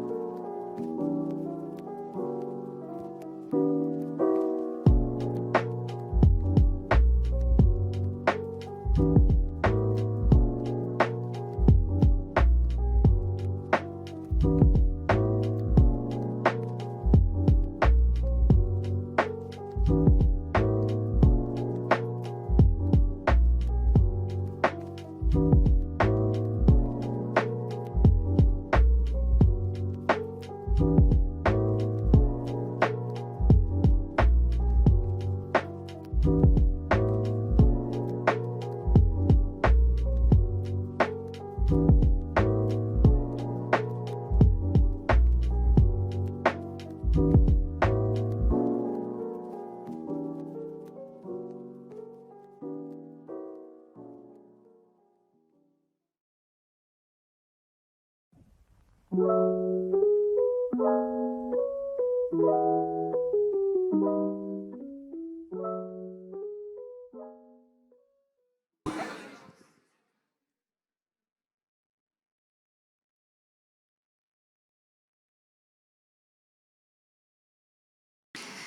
everybody. I'm glad to see you back again. I hope you had a tasty coffee. And I have heard that you had many interesting discussions there. So let's continue then.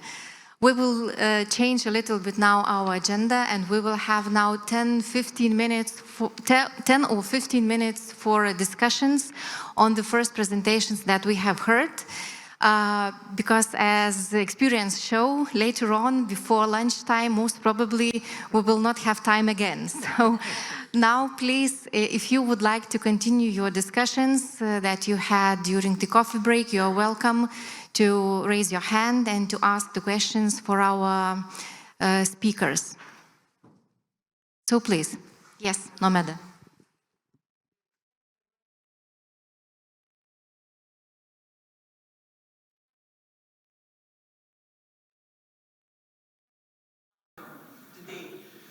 How will our societies look like? What challenges will we face? How will it affect our universities? What we have to prepare for? It is a question for probably all three speakers.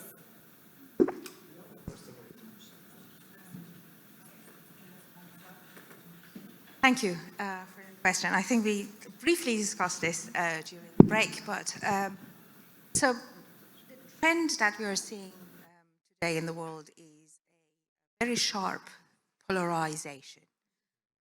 And I think that is going to continue in one form. Whether people are going to join more on the side that is sustainable and environmentally friendly, that I think needs, as we were discussing, not only grassroots initiatives, but also reviving the essential role of culture and education in order to cultivate new source of values, I think. What I see is polarization, in fact. As I said, I mean, do I have any idea of what is going to happen next 10 years? We are at the edge of chaos. I very much like chaos theory because it explains how we operate. Well, if I was thinking, yes, but you know, we teachers are not used to these things because we know how to project our voices in classrooms. If we are at the edge, and I think we are, we need to have convincing attractors on the other side, having a better vision that could actually attract us to take a leap from where we are to a better future, I think. Social innovation is part of it in order to create that new, let's say, world regime, I think. But that's all I can say. If I knew, I would have bought a lottery ticket, and then in 10 years I would be a billionaire, but thank you. Well, along those lines, I would say that unfortunately it does look like the world is moving in a direction of greater polarization. But because of that, then higher education institutions have a very important role. On the one hand, promoting or espousing greater tolerance, greater understanding, cultural understanding, sensitivity, such that universities become facilitators and enhancers, not of walls, but of bridges. And that among other things, and one of the positive things of the pandemic is that it has taught us that there can be greater communication, greater cooperation, and greater collaboration. And that's the challenge. And I think that among other things that we talk about the next 10 years, alternative modes of delivery and communication and cooperation are going to be on the rise. So I think, you know, while we have our work cut out, institutions of higher education should position themselves to be an effective diffuser, if you will. Oh, well, I will talk later about the future, but it's very difficult to forecast, I think, nowadays. The only thing I want to say is, for me, is sustainability is more related to cultural problems, and I think we should share more things instead of we need to share things and cultural sustainability, and of course I think even innovation in social is something that needs to be shared among people, needs to be more developed among a big group of people. So something that I'm going to mention in my presentation.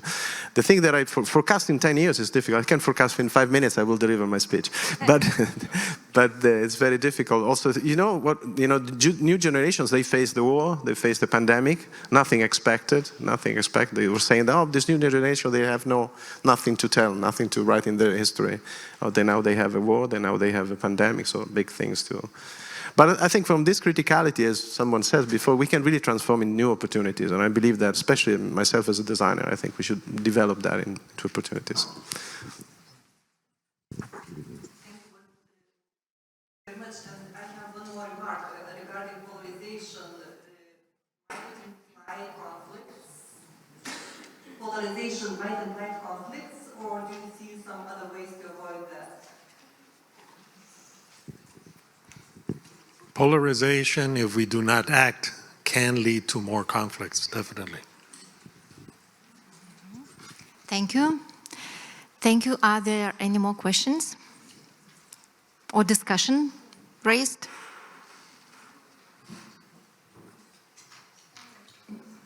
Yes, Rector, please. Also, I want to reflect on one important issue from the university perspective. We all understand this future way of Europe, future way of global higher education, and as universities we are forced sometimes to go through two different strategies. One strategy is neoliberal with key performance indicators, Q1 publication, Q2 publication, QS rankings, Global Times higher education rankings, and all of that, as we are public institutions, really dependent on public funding. So we can't avoid, even when we do not agree fully with the indicators which are shown, we have to follow the strategy. But of course, the strategy that you are presenting today, all the presenters, and when we talk about social innovation, about our social future, is also our way forward. So for universities, it's very hard as we have to implement two strategies, as I said. And I want to ask you, from the perspectives of your institutions, maybe you have some solutions and some clue when it will be this full transformation and identification of only one strategy towards the future. I think that until further notice, you have to deal with whatever cards you have on the table. So I believe that even if you're a public institution or a private one, you are facing not a duality, sometimes multiple strategies. So I think that there are those who can afford the luxury of saying, I don't believe in rankings, I don't believe in this is my mission and I will do it. That's probably 1% of the institutions in the world. The other 99% have to juggle between the conventional or traditional mission of the institution, which may or may not emphasize social responsibility and closeness to community enough. But now we have no choice. We have to. If we really want to be a true university, we have to incorporate that.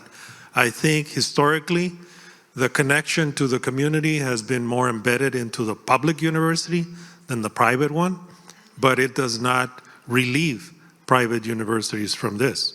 And even if public universities were doing it, many were not doing it intensively or right enough. They have to do more. And private ones, it's not only about teaching and research, it's about social outreach. So I think that until further notice, as leaders, we're going to have to cope with the duality. But in the end, what is essential is what is your mission? And in that sense, that's why I mentioned in the presentation, whatever you do, you have to remain faithful to your mission. You cannot arbitrarily forget it and institute a new university. So unfortunately, we have to deal with both, but be faithful to mission. Thank you very much. Very enriching discussion, and thank you for launching this very complex discussion. 3 points that I can add. I think we are navigating through uncertain times, but there are in fact 2 different layers to it. One is a change that is planned. So, under the global initiatives like SDG, for example, we say, okay, this is the roadmap, so everyone has to move towards that. So within that, we know how to manage our plans, our policies, our practices, our institutional missions, how to orient ourselves, and how to manage crisis, for example, because that is planned. Sometimes, but the uncertainty comes from changes that happen, on the spot without us being able to pre-planned responses to it. So I think that is the uncertainty of our time, that we are navigating between these 2. There are fixed frames, but also there are new things that are generated. Regarding the rankings, I have written an article actually about it, saying they are completely irrelevant to the mission of our universities, the triangle of society collaboration, social collaboration, teaching and research, and that if we cannot change them because they are now the reality of our higher education system, one thing that we can do is to push for change from inside, to adapt them to what is really important for our higher educations today, so that our higher education institutions are not ranked based on the number of international students that we have, for example, but how we are creating connections and networkings and intercultural learning and communication because we have this. So if we have international students in our classes and they are rubbing shoulders, that doesn't mean that we are internationalized. How deep in our pedagogies, in our classroom practice, and in our communities we are actually integrating that. And the last thing is, I think I agree with you as well. There is no way that we can negotiate on the principles of a higher education, which is to cultivate minds, which is why we have to, I think, give more importance to social sciences, to political sciences, but also to technological sciences at the same time, and create interdisciplinary courses where these students can actually come together to understand. We were discussing this last night, when I said I have computer scientist friends who say, for my colleagues who are computer scientists, it is always 0101. So they have no, not all of them, but many of them do not have an understanding of environmental sustainability or social justice or human rights. So we need to bring these students, but faculty members and experts together in order to create an interdisciplinary approach to all the change that we want to make, I think.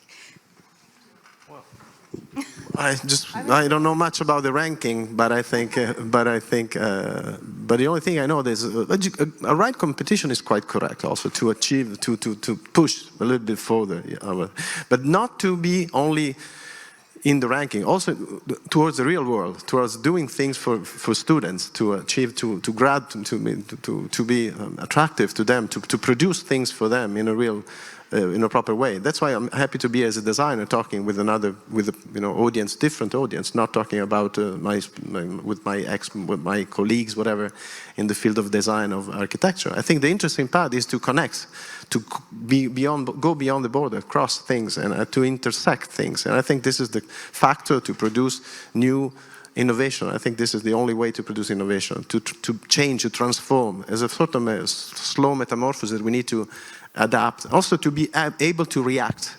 Sometimes universities are slow in reactions, and sometimes we need to react as professors, as professionals in this world, which changes very fast, and we need to react and be able to react like that.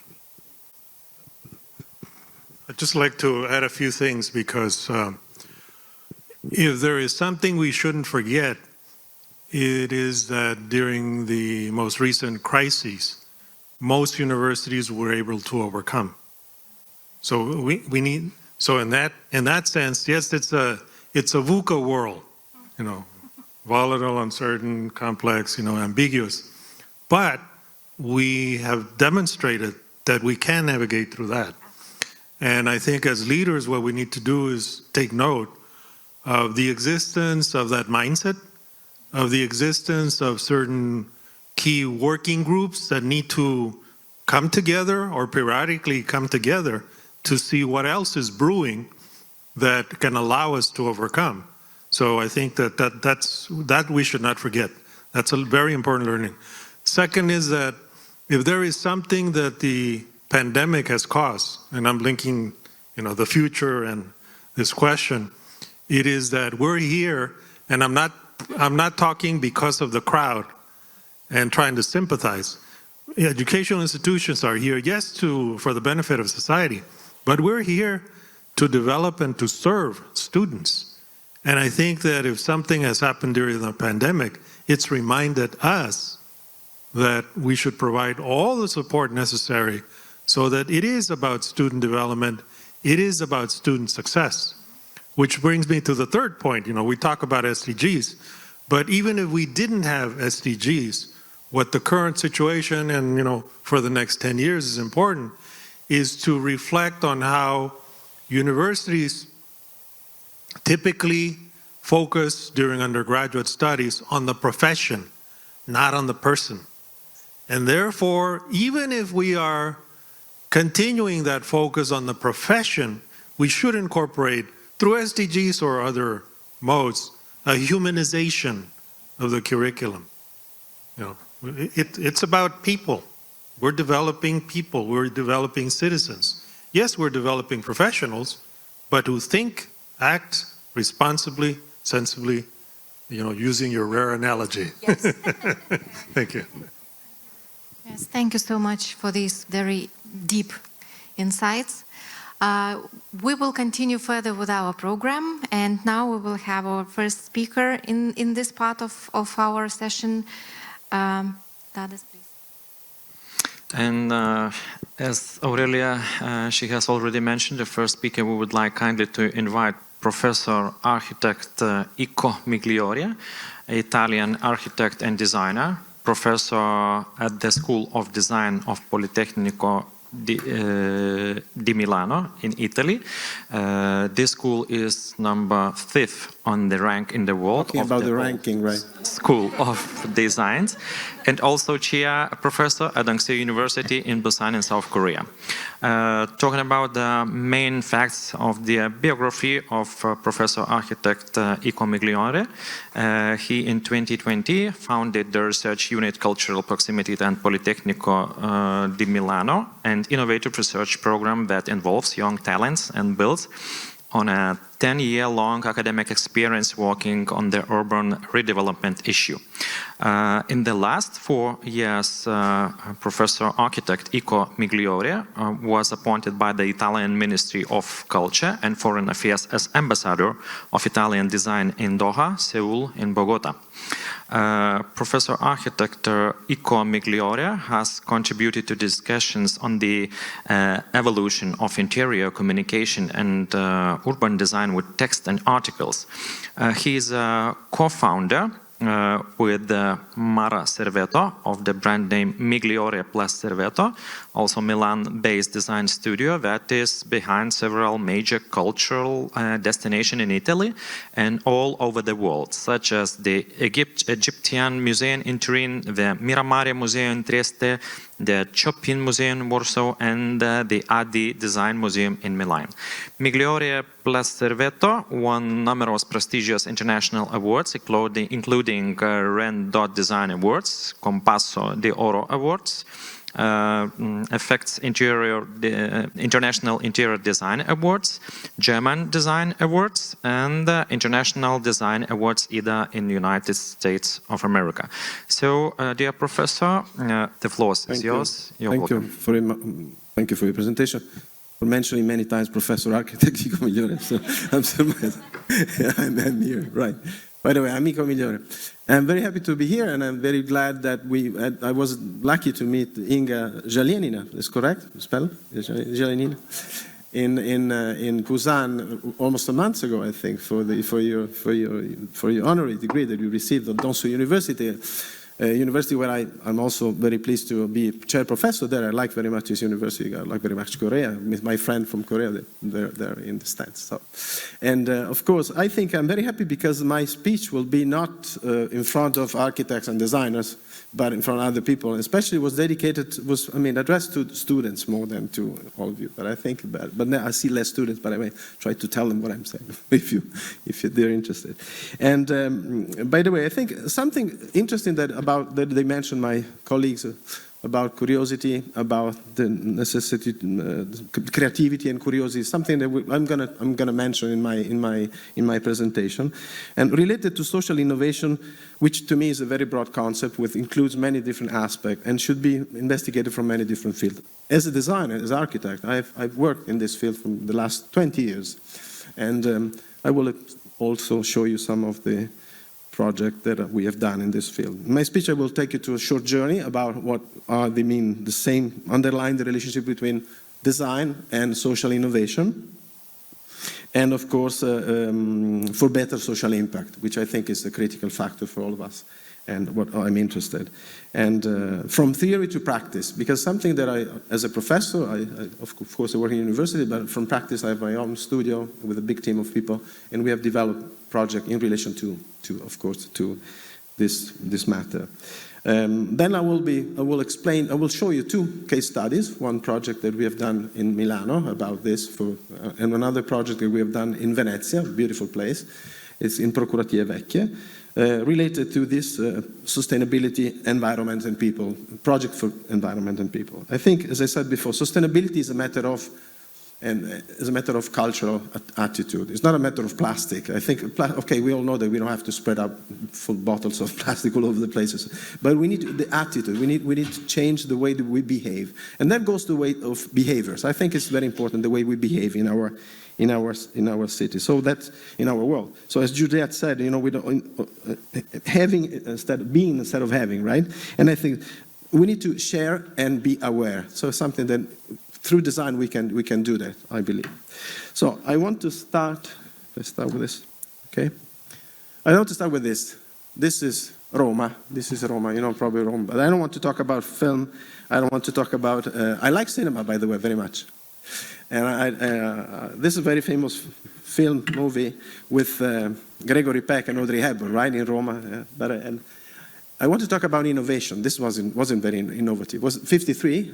I wasn't born at that age, but it was a very, very nice movie, very nice film. And I want to start with this because I think it's very much connected to what I will tell you after about innovation.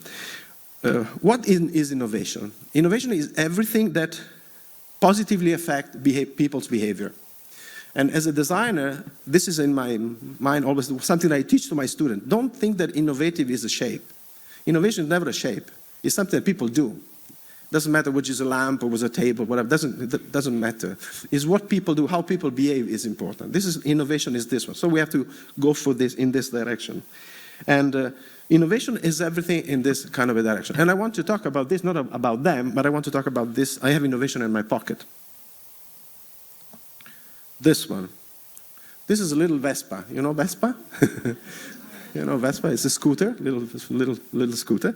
Actually, it's the scooter there. Vespa has been, I'd like to tell you a short story about, probably you don't know the story about this scooter, right? It's a Vespa scooter, probably very nice. Actually, this is exactly the scale model of this one, 53, very nice. I put it here. And Vespa has been produced, just a small story, what innovation for sustainability, social inclusion, innovation, was produced by Piaggio. Piaggio was a company in Genova. Genova is the city where Cristoforo Colombo was born a few years ago. And Piaggio was a manufacturer producing airplanes and warplanes also during the Second World War. But then after the war, all the plans were damaged, completely damaged by the war. And they had no job for many people, nothing to do. So we're about to fail because not enough, many employees to do this. So, I mean, they want what they do. And then Mr. Piaggio said, we need to give to the Italian, Mr. Piaggio was a very, interesting entrepreneur, we need to give to Italian a motorbike. Because at that place, people wanted to, there's no money, there is no gasoline, but people wanted to move after the Second World War. They wanted to travel, but they had no chance to travel. Cars were too expensive, everything was complicated, and buying, American motorbike or even a British motorbike was too expensive. So let's produce an Italian motorbike. And then he called this guy, and he called this guy, it was called Corradino d'Ascagno, a great engineer, aeronautic engineer, and who became the father of Vespa. And he said, who also designed, Corradino d'Ascagno comes from Politecnico di Torino, where I graduated, by the way. And he also conceived the first Italian helicopter. It was a very visionary engineer and design. And he asked him, can you design a bike for me, a motorbike for me? He said, no, I cannot design a bike for you, because I don't like motorbikes. They're not polite, they're not elegant. People, they have to climb up on top of it, almost like going a horse.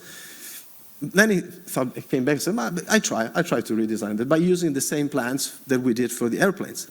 And so that's what came out. The novelty was this one, a new engine, side engine, space in front, to sit polite, with the space in front for luggage, for women, also at that age, of course, with long skirts, driving motorbikes. And then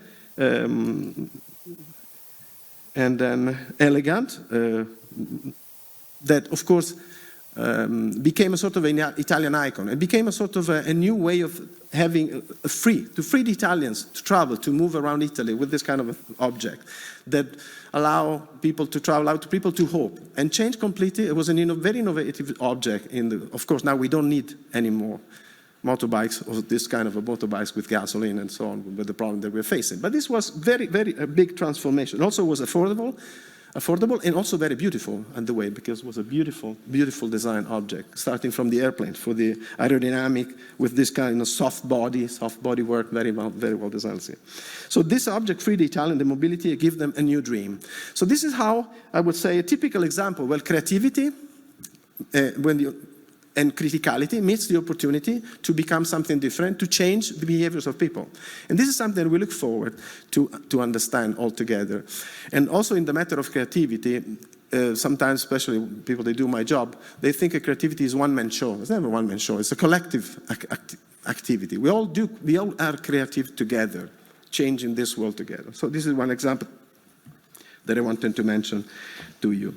Of course, I will not be focused on object now. I just want to talk about the rest and of course, system characterized for collective spaces. And also, I like to talk about our common ground, which I think is very interesting to me to be shared as an idea. After this story that I tell you just very briefly about an object and how can I imagine for the innovation in design, we are in university, as we said before. I'm firmly convinced that, especially today, this is the center of gravity of what we are doing and what we are researching, in a place in which we can share things together. I think this is a place in which we have to debate all those problems.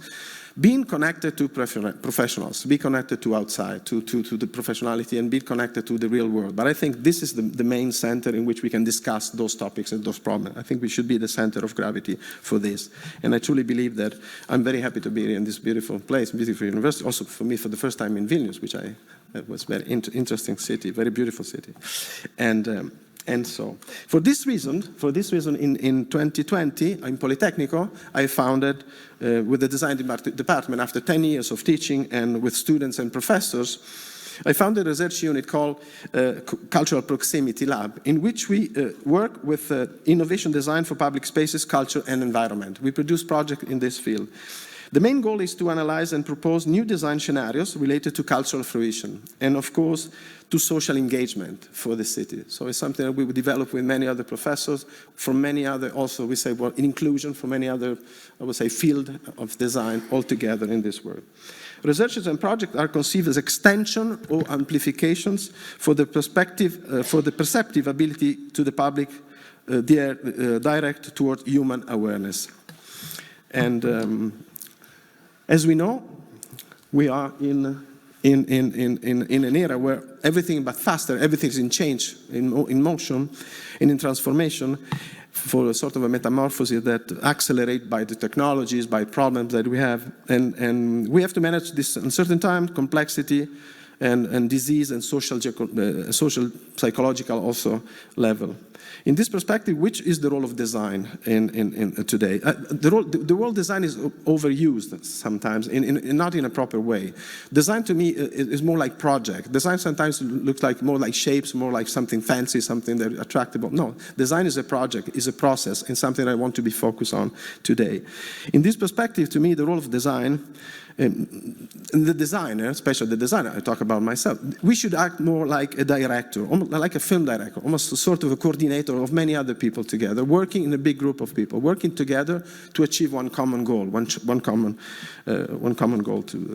So the real goal for designers is the production of scenarios now, not objects, more like scenarios, often clearly different from everyday life, built on objective, of course, and theme and technologies of the present, of course, and conditions of the present. We need to rethink about scenarios in which we're going to live. And in this perspective, the overlapping of various skills, the relationship between science, art, industry, psychology, anthropology, and so, is a new way of approaching this project. It's a new way of approaching the way of redesigning the world in which we are, which I can call a very highly integrated process. We need to work on this field, highly integrated process with all the people. And I come from Polytechnic, I can say that this would be a sort of, I would say, like say a polytechnic attitude. Polytechnic meaning having many other, technicalities and all together.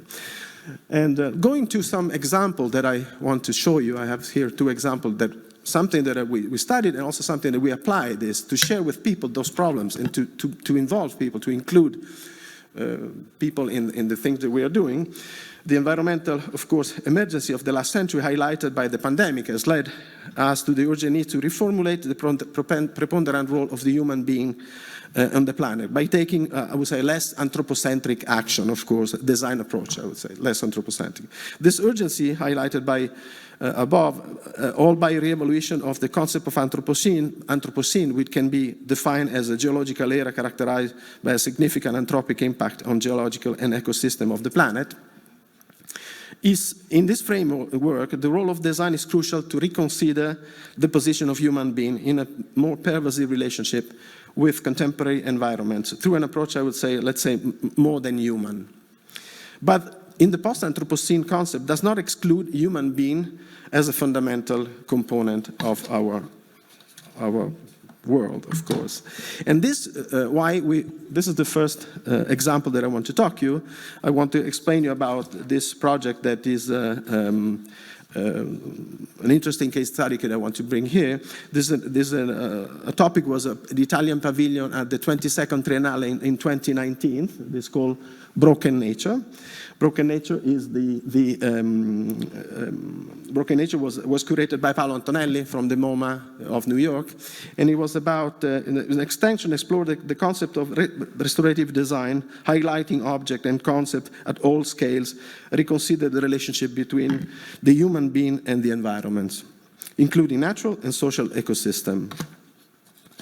This event took place in 2019 in Triennale di Milano, one of the most important Italian cultural institutions and also venue for this, and counted more than 50,000 visitors and many international participants from many different countries, and to bring their own vision, to bring their own topics in this about this broken nature situation.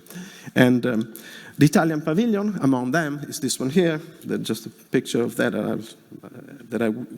which I designed as art director, as a designer, but at the same time I curated, co-working with the dean of the university School of Design and director of architecture, and and other professors. And we wanted to highlight those innovative outcomes that pay attention to define a future while respecting the four natural elements. That's why we call the four elements taking care. There were 41 research projects from engineering, architecture, design department, organized to a concept of from micro to macro design. A pavilion for knowing, listening, measuring, and I need to park my bike here because that's okay. measuring, and of course, where exploration becomes a sort of a memorable experience for people to memorize what we have to do and how we can do it. Because we need to spread out, we need to share the contents with people, with ordinary people, and we need to find the way to do this, not only within the academic institution, but also outside. And this was a great chance to do with this concept of from micro to macro, which was a great concept that also Charles and Ray Eames started many years in '67 in the United States to develop this idea. Then we involved in this project, more than 400 people were involved, 400 people including researchers, professors, students, and of the Politecnico, and became a sort of, I would say, memorable experience for everyone there. The space was conceived as a contemporary library of the scientific knowledge, out-of-scale booth with physical and digital panels, providing in-depth insight into the university's projects and researchers. In the center of the space, we had a video installation linked to the sky and earth, offering a sort of a narration for the 4 elements that interacts with contents on the theme on environment, involving the audience in a journey through natural wonders of the environment problems to raise visitor awareness with also positive solutions. Because I think also sometimes we think about we always talk about bad things that happen to us, but there are also many good things happening in the world has changed in the last 10 years in terms of pollution, in terms of we're doing many good things. And I think this was also an occasion to give a hope to someone. Don't only give them the bad news, give them also some good news that something's going to happen, something we're dealing for that. Projects were conceived as dedicated to innovation, from nanotechnologies to intelligent satellite system for recovery of waste space around our planet and so on, or even up to the project dedicated to the preservation of the world cultural heritage, which is another very important fact. So from this kind of a place became a permanent way to transmit the relationship between what we do, how we do it, why we do it, and ordinary people. Try to make them be aware of what is our pathway for the future, possible pathway from the future. But also to engage, to be participative of things, not just to go watch something, but to be into our story. And the story was quite well received from everyone, from the students, from ordinary people, and so on. But now going as I mentioned before, with a sort of Anthropocene attitude, we don't have to forget about human beings and the fundamental component of our ecosystem. So when we talk about moving from nature, but the pavilion, to something related to people, I talk about human. I always ask myself, and also ask you if you want to think about it, what does it mean to human being today? What does it mean to be human being today? And I would say, some consideration that we can share with you. It can be considered, as Rosi Braidotti said, Italian philosopher, she said, human never was a neutral term. It never was an inclusive term.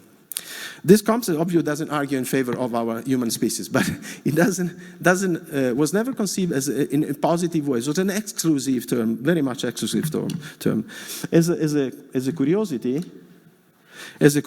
I'd like to introduce you a short story, a fact, that probably interesting fact. Perhaps not all of you know that from the researches of anthropologists and historians, the most ancient tribes of our planet, from America, Europe, Asia, had the common characteristics of giving themselves a name that meant man, human people.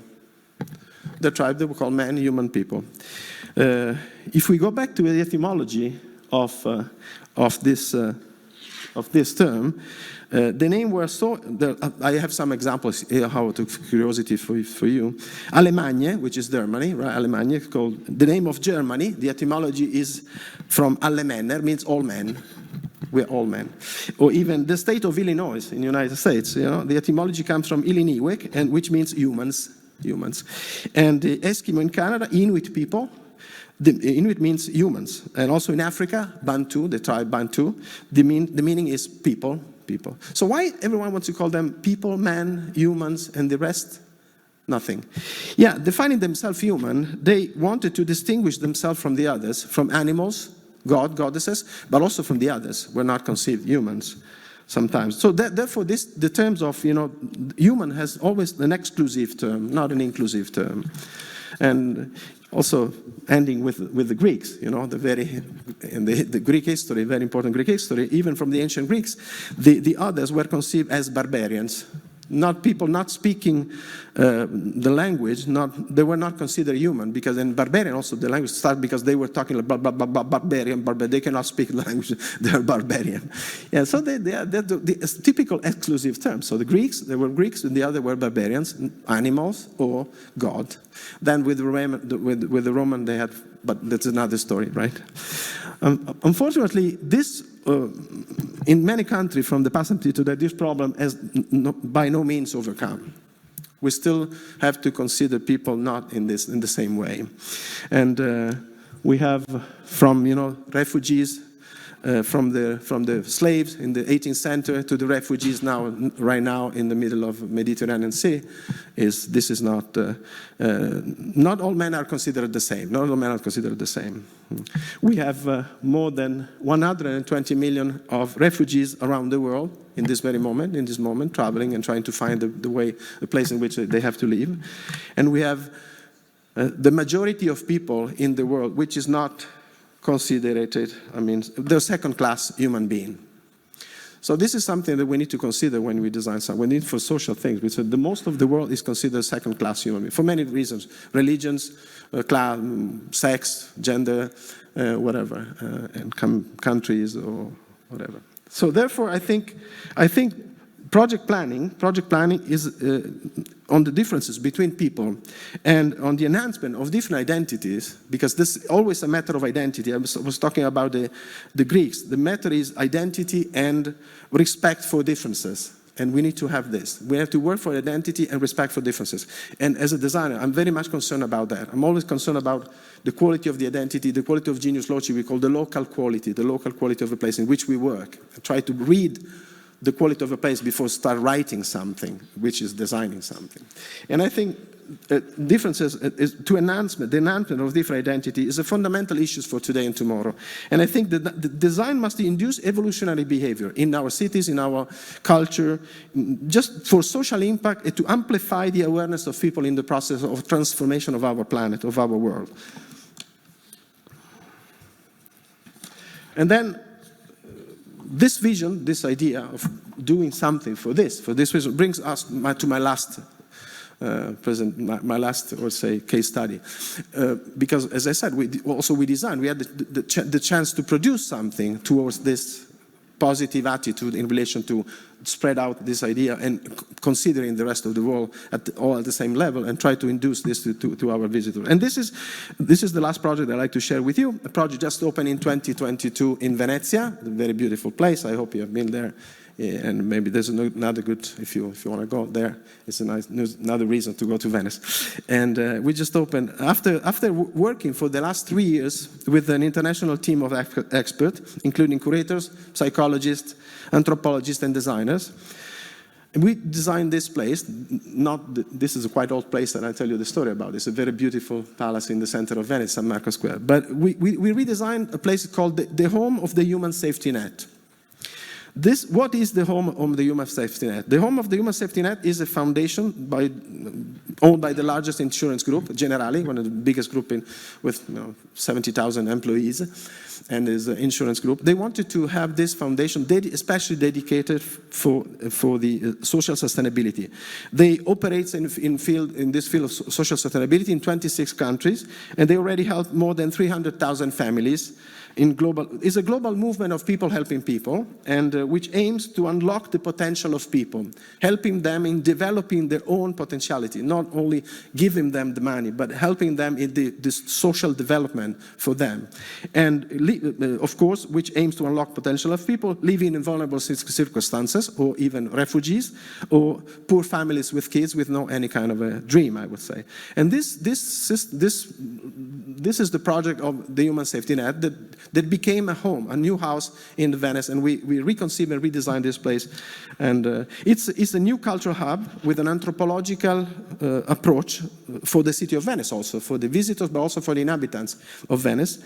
with many functions inside connected to each other that I will show you later very briefly, in a sort of a new Venetian hospitality to this place, to address people from all over the world, and also from the Venetian, from the school, to this main problem: sustainability, inclusion, and of course activation of something different.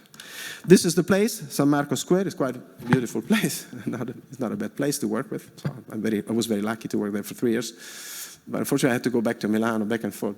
But I stood there. Now, the amazing thing that I was there also during the pandemic, and also what the metaphysical experience, being in Venice with no people, was almost like being frozen in a canaletto painting, very incredibly amazing on the way. Sad on one hand, but on the other hand, allow me to really breathe the energy that Venice has, the water, the sound of people walking on the pedestrian area. So it was very amazing. And then after now, so if you go now to Venice, it's full of people, packed of people. Don't think it's going to be a crowd there. We can follow the umbrella. So it's going to be a packed thing. But of course, sorry, this is right. A beautiful place. And where is located? It's also an interesting way how to, this big group, generally, they had a vision to do this in the very center of Venice. Instead of doing another museum, which, showing muscle, a sort of a muscle production with how much money can you spend in contemporary art. I have 2 billion, 3 billion. No, let's spend money in sharing something. Let's spend money to host people in another way, to transform. Because we're talking, but we need to act. We need to do things. And this is a fact that people, they can visit, they can touch this activation, right? They can go there and visit. And so this is, of course, this is what is slide number? Yeah. San Marco Square, as I said, is a beautiful place. And was closed for 500 years. This building, the Procuratie Vecchie, I'll tell you a brief story about the building if you're interested into it, but it's nice a story. It's the most remarkable building in San Marco Square, this one here, was realized by Sansovino, a great architect, and then Palladio also transformed something in their building. But was completely not used for 500 years, was closed for 500 years. And then we intervened with a group of people, very big group of people, and Venice was always a city, a cutting-edge city, always in commercial activities, in cultural activities, also in way of living, because they, also in the field of innovation, social innovation. Venice has been a republic for more than 1,100 years, republic, 2,000 years ago, since the French invasions. We have here, since Napoleon arrived. But then we came back there. And so they're very innovative things. And then Procuratie Vecchie was the work venue in San Marco Square of the procurators. Who were the procurators? Were high officials who ran the Venetian Republic and were also in charge of social issues. They were 9 in charge of orphans, fools, and execution of wills. So they have an organization managing also poor situation at that age, 1,000 years ago, in this kind of a republic before Napoleon came. But then was the way the attitude of innovative attitude in the city of Venice. So the project was also to connect a local place, a monument, a very fantastic building, which is the building on the right, completely the old building, into a memory, into a legacy. Was it transforming this legacy into something now, activating relationship for people, not only the Venetians, because Venetian people, they don't have this problem, but the world, towards the world. And so this is the characteristic that we gave to this place. Not only myself, with a team of people. We work on this team for so many things. The project is conceived as a new kind of hospitality, in particular in terms of inclusivity and accessibility. Inclusiveness and accessibility is a place in which you can share things toward the vision of social sustainability. Everything is connected to this. It's a beautiful place, by the way. It's an integrated project where technology, architecture, graphic overlap and create, as I said, new experience for public. Sometimes the word experience is overused, but I mean, it's a real experience to go there and to touch and to manage this, to understand what can we do, but also meeting yourself, because it's a place in which you meet yourself. This is the characteristic, and I will tell you briefly after. It is an integrated project with technologies and architecture overlap to create a new experience for the public, a space between physical and digital installations, with technology and science merged with psychology and with To conceive a space, as we said, we called it as a new talking nest, a place in which you can be hosted as a nest in which you can share things, you can talk, and it's going to talk to you, the building is going to activate relationship with you, and so on. The center of everything is the exhibition part, is this one here. The pathway which is called a world of potential. A world of potential is a participatory place to experience and discover your strength through a scenario of behavior. So this place, it will is talking to you not only about what you have to do, but who are you? Why are you here? And what are your skills? What are your capability of being? What is your power? Because if you understand you're powerful, you can understand also the others powerful. So, and it's quite interesting because it's interesting the way the permanent exhibition is conceived as a sort of a participatory place in which you can participate in many different things. The permanent exhibition is based on this research, the VIA character. We work on this research. I don't know if someone of you know this VIA character, conducted by the psychologist Martin Seligman and Christopher Peterson in the United States in the early 2000. And character strength, which starts from the assumption that each person has a unique set of points of strengths. And there is there's a big story about that, but I don't tell it to you, but I mean, there's a big investigation on that, and more than 50 psychologists work for more than 5 years understanding who are the characters, how can we understand the characters of people to build your strength, your potentiality. It means hope, teamwork, whatever, curiosity, gratitude, so among them. And we transform that into a sort of a pathway for people. The exhibition journey is organized in 3 different acts, we call. The first act is the power of human potential. The second act is the power of collaboration. The third act is the power of social engagement. And the scenario is conceived with 16 exhibits. You can work with yourself, with your own, or can work with other people. You can visit that with your friends, with your kids, with your school, and you can understand your curiosity, perseverance, gratitude, and so on. So every room is dedicated to experience your engage your curiosity, or for immersive experience to focus on yourself, or even experience where you can really do things and deal things with other people, to co-create objects together, co-create experience with other people. And a place for gratitude is a sort of pathway in which you can spend time, consider yourself, play a little bit between anthropological and science and technology, but at the same time dedicated to something for social innovation, for social sustainability. This is a place in which you can interact with people in the world, understanding what they've done, why they have achieved this level, and you can connect to them. We're talking about connecting each other. This is a place to connect, not only to disconnect, but to connect each other with the world, with what happens in the world in this field.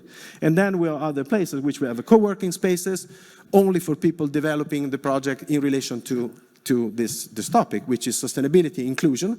We have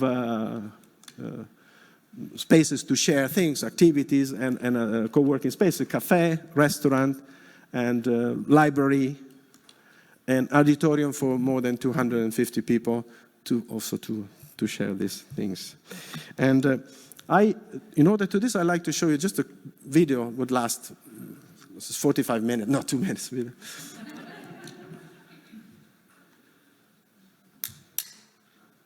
have the audio? Audio's on? No. Can you have the audio? Sorry? What do you mean no audio? We cannot do it without audio. So I can sing, but yeah, okay. No, with no audio doesn't work. By the way, this is the last thing that I want to show. So are you able to?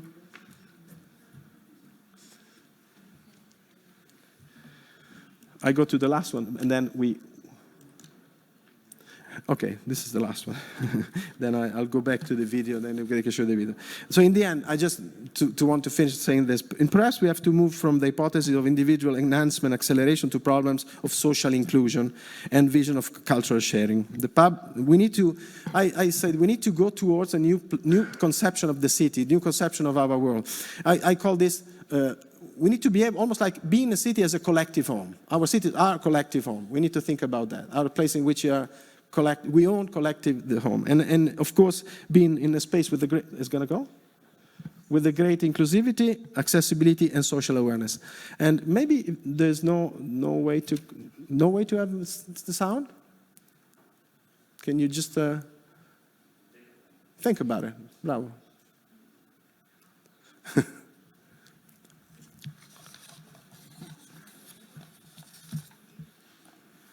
1 minute.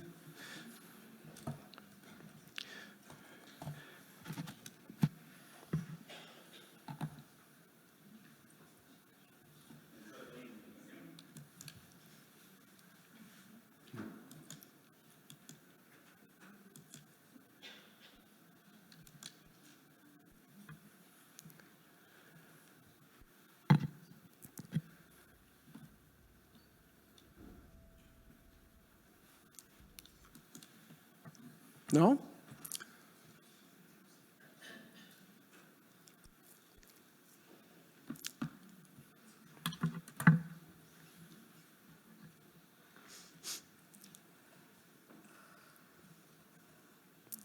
When you have a film, when you have a movie, you cannot see it without any sound. So it's quite sad.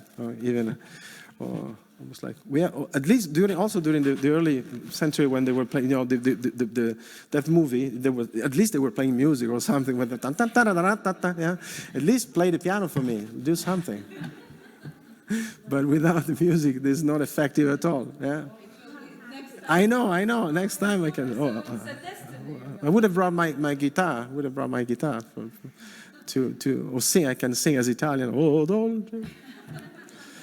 But so the technology should be. Is your strength. Is your strength should be. Show me your technology. This is a criticality that we can transform in an opportunity to talk more, to share more something, or maybe. So maybe I may ask you a question while. Yeah. In the meantime, they start. Yeah. In the meantime, they start. I will not sing. Don't be afraid. Sorry. I'm not going to sing. Just to ask a question. So I'm not singing. I'm just asking a question. So, just imagine you are a student, and you have many possibilities to study in the world. So what will be your choice in terms of architecture, design of a home for studies? What you could choose and why? What you would like to choose? Which school I would like to choose? Whatever you want. So you have already your experience as professional, how universities, how colleges look like all over the world. Yeah. So imagine you have possibility to be a student in any place. So what college or what universities you choose and why? Yeah, but come to Milano. And come to Milano, and then you want to move to Busan, is also go to the School of Design and College in Busan. No, I mean, to me is also try to understand also the programs of study program. Now we are changing, so we are trying to include more professionality and also expertise, different expertise. I say from psychology to anthropologists in the design, because sometimes the design was too much a matter of details. For instance, I add in my course, I add the time, studying the time, the rhythm as a material. Yesterday I said it I wrote a book about that, how time is important in your design. And sometimes the students say, what do you mean time? Time is not a material. Okay, light is a material. The sun is a material. We work with light and material. We have to work with time. Time meaning why? Because time is, for instance, the reason why with learning and managing time allow me to read, to be able to memorize, to be able to understand, to be able to interact. So I'm much more interested, how much time do we spend in a room? What we do around the table? How much time, what is the chair? How is designed the chair? Who cares? Even I'm a designer, I have to design the chair. But more, the main factor is to be focused in this kind of intersections that we're going to have in the field of design. And the schools are more dedicated to this, the schools are more interesting to me as a student. Because I think also as a student, your professional would change in the next 5 to 10 years, would change completely.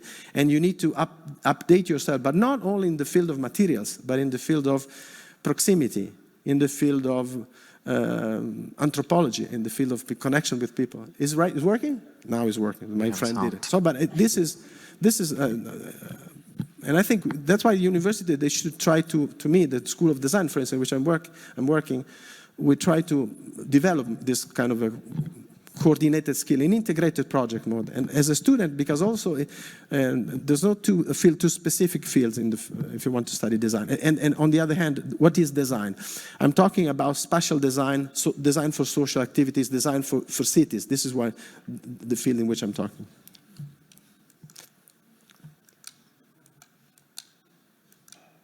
No, così. Okay, maybe goes, maybe not.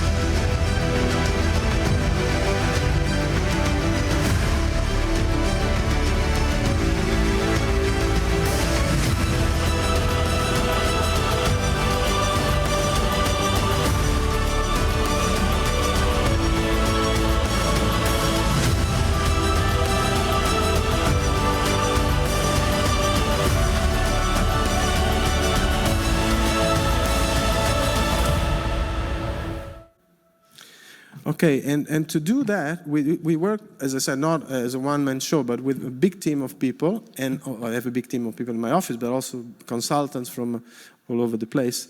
And I think this is end up in interesting collaboration and integration among many different people. And I am very proud that we have designed, also proud for the clients. They wanted to have this really new place, innovation, not to show what they've done, but to show how can we do things in the world. So thank you very much.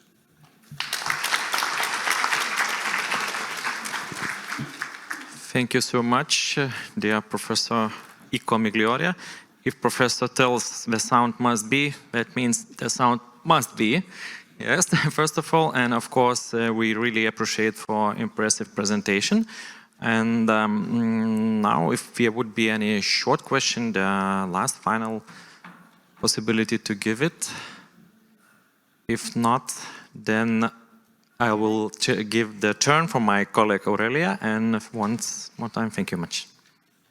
I would like to ask one question related to your presentation. We have talked a lot about higher education institutions today, and usually the university is presumed as being a phenomena of culture related to urban areas. Especially when we talk about culture of cities, it's clear that those cities who have lots of universities have different faces than those who don't. And now when we have this COVID situation and changing world, will this change the face of cities? Because it seems that recently higher education is being de-urbanized in some way.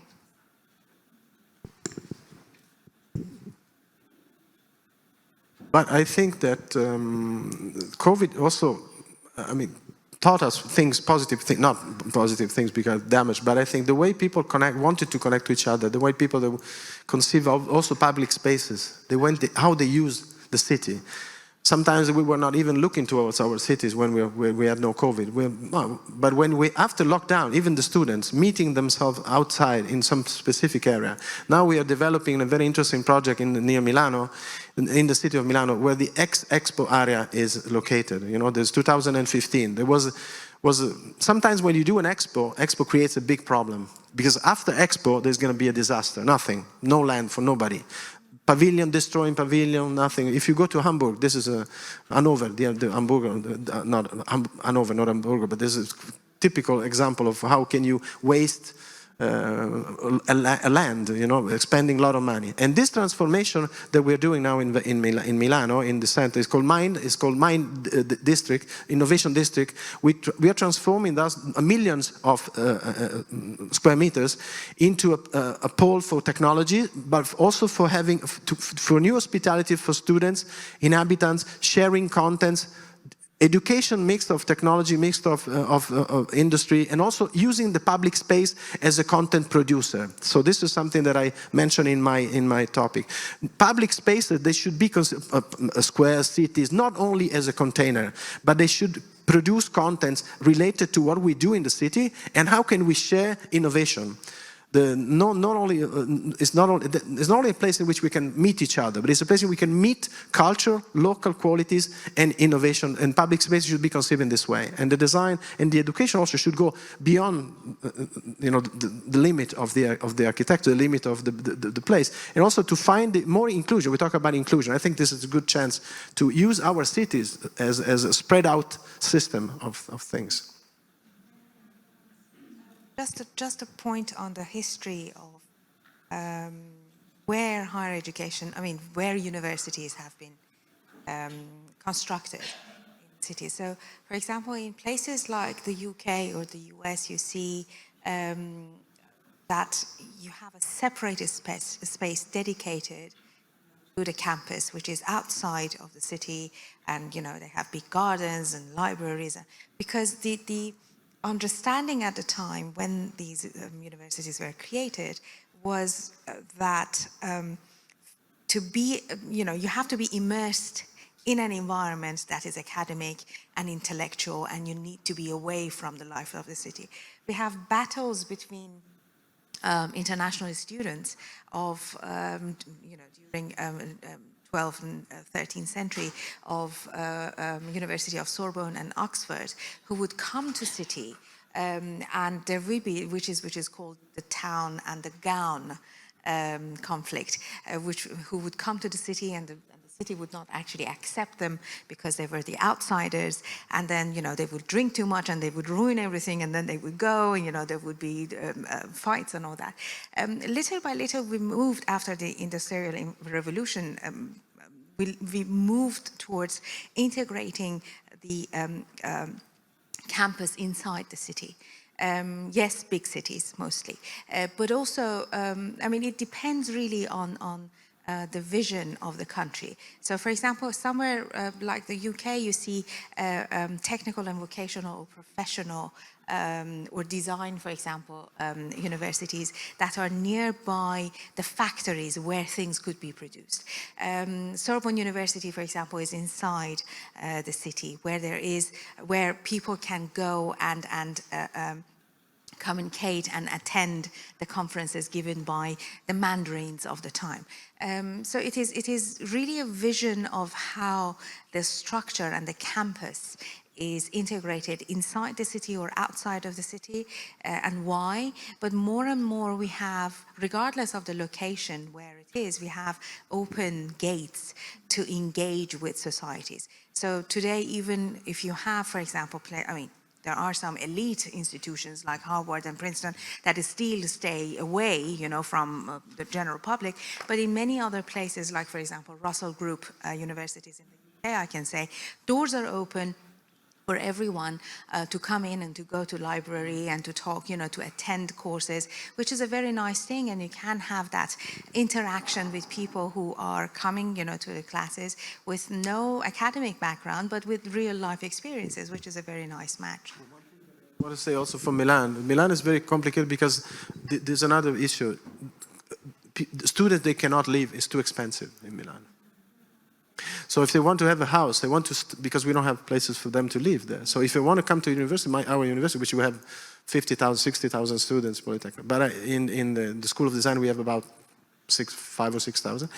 And we have a big demand of people coming. But they don't have a place to stay. It's very expensive for them because it's no places to. So we have to find the way to connect them to people outside. So the university should spread out outside locations and try to manage the co-working spaces, to activate different relationships, and also opportunities for them. That's why this place that we're designing near Milano, not in Milano, the X-Expo, is conceived also to host people in another way, to attract people, and to keep them there also after university, to let them work together, continuously going on in the process of learning. Thank you. Thank you. So now let's move on with our program, and we have slight changes in it. Our second speaker, Dr. Dawn DeLay from Arizona State University in the United States of America, due to personal reasons, is not able to participate today live, and we expected her to be online, but it seems that this option is also not available. So we will not have our second speaker, Dr. Dawn DeLay from the Arizona State University, but her presentation will be recorded, and you will be able to see it in the recorded program. It will be also online. Okay, thank you very much for the opportunity to be part of the Social Innovations Conference at MRU. I was very pleased to be invited, and I'm also very grateful that I've been able to submit my talk electronically. I was at MRU and I was in Vilnius, but I had to leave suddenly, sooner than expected for a family emergency. So I'm back in the US now, but I'm grateful that I'm still able to submit and give this talk. And I hope it's of interest to you. And I do hope that if there's questions after the talk, that anyone in attendance feels free to reach out to me. Today, what I'm going to be speaking about is fostering personal well-being through the power of social connections. I'm a professor at Arizona State University, and I work in the School of Social and Family Dynamics there. And there, much of my work is in social relationships. That's very much the core of what I'm interested in. I believe social relationships are critical to our health and our development. And so that's what I study. I particularly work in the area of child and adolescent development. So that's where much of my research focuses. And I look at how individuals develop over time and are impacted by their social interactions and relationships. My research aims to promote both practical and methodological innovations. So because social relationships are so complex and dynamic, I do use some advanced methods in my work, and I've devoted some time to training in these methods and also innovating these methods, so finding new applications of the methods that we have available to better serve all youth, to better serve an understanding of social relationships and social context. But I also have very practical applications. So you'll see in my work that I apply these advanced methods to understand how social relationships are impacting outcomes, but then also how can we use that information in an applied and practical way to promote healthier social interactions through maybe an intervention context or something of that nature. But overall, my goal in my work is to support health and well-being of children and adolescents. So that's really what I'm striving to do. I have a quote here by Jacob Moreno. So I do use a social network approach, and Moreno has been credited a great deal with kind of promoting some of these ideas and promoting this type of approach and writing about theory and the importance of social relationships and social context. So one of his quotes, "The whole of human society develops in accord with definite laws. A truly therapeutic procedure cannot have less than an objective than the whole of mankind."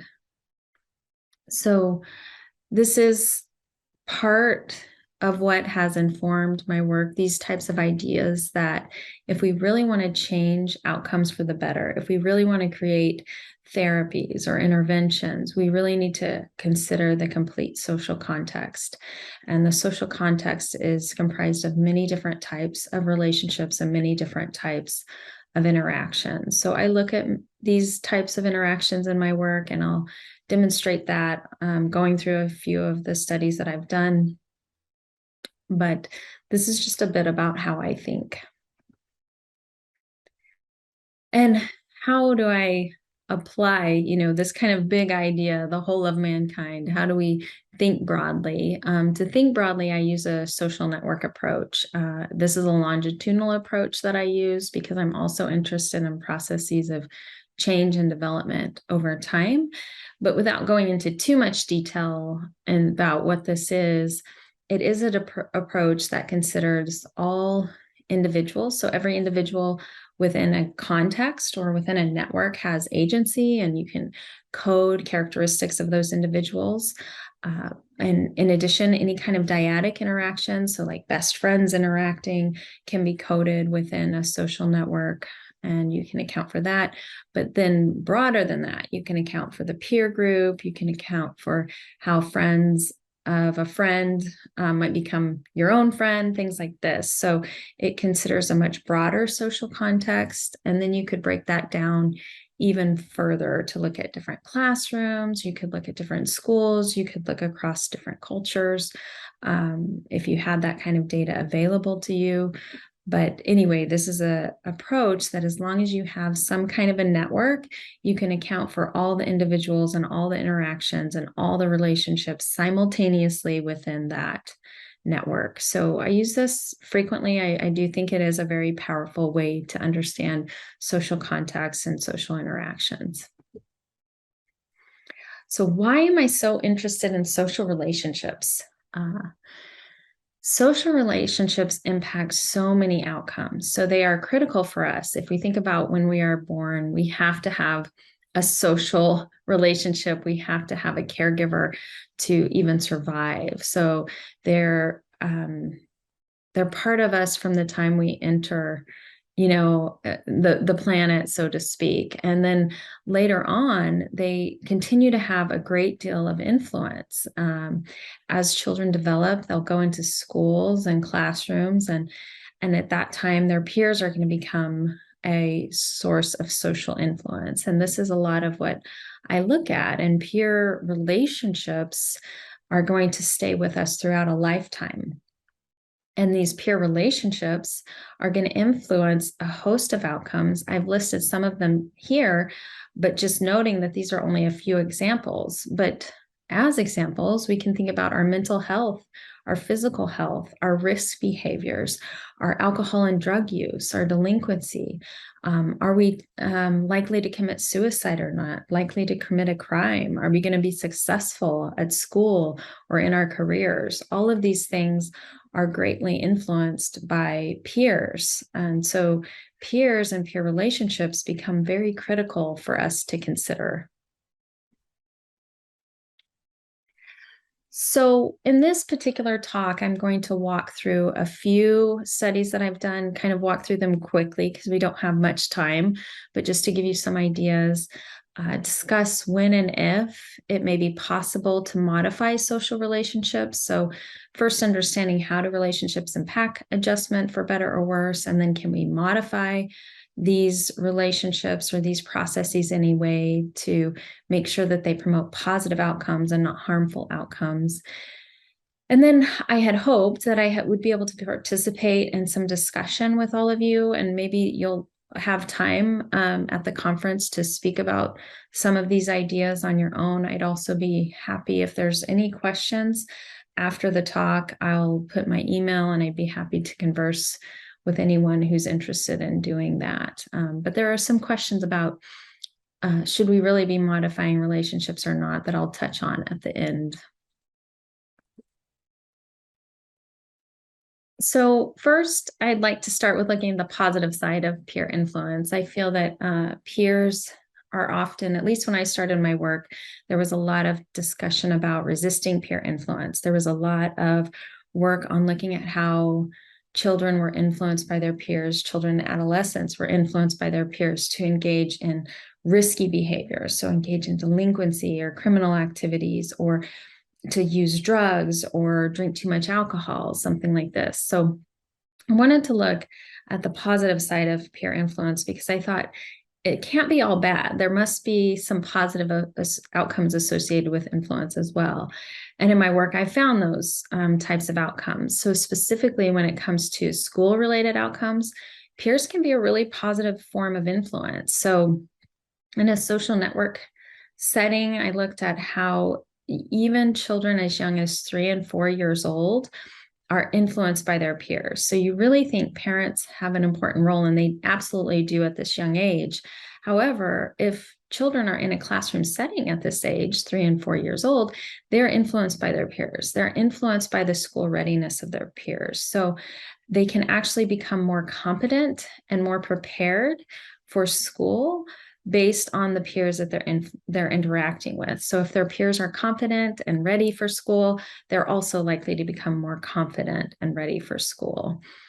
I also found positive peer influence among slightly older children. So these were elementary school children in the US, and these children were 8, 9, 10 years old.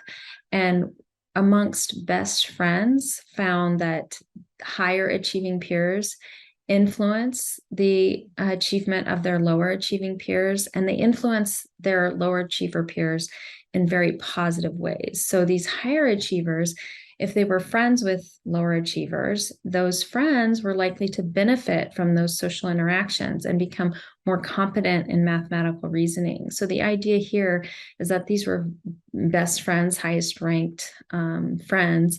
And so they might be interacting in a more kind of intimate, collaborative way. And this is actually helping youth understand mathematics and understand mathematical reasoning, and they're benefiting from these interactions.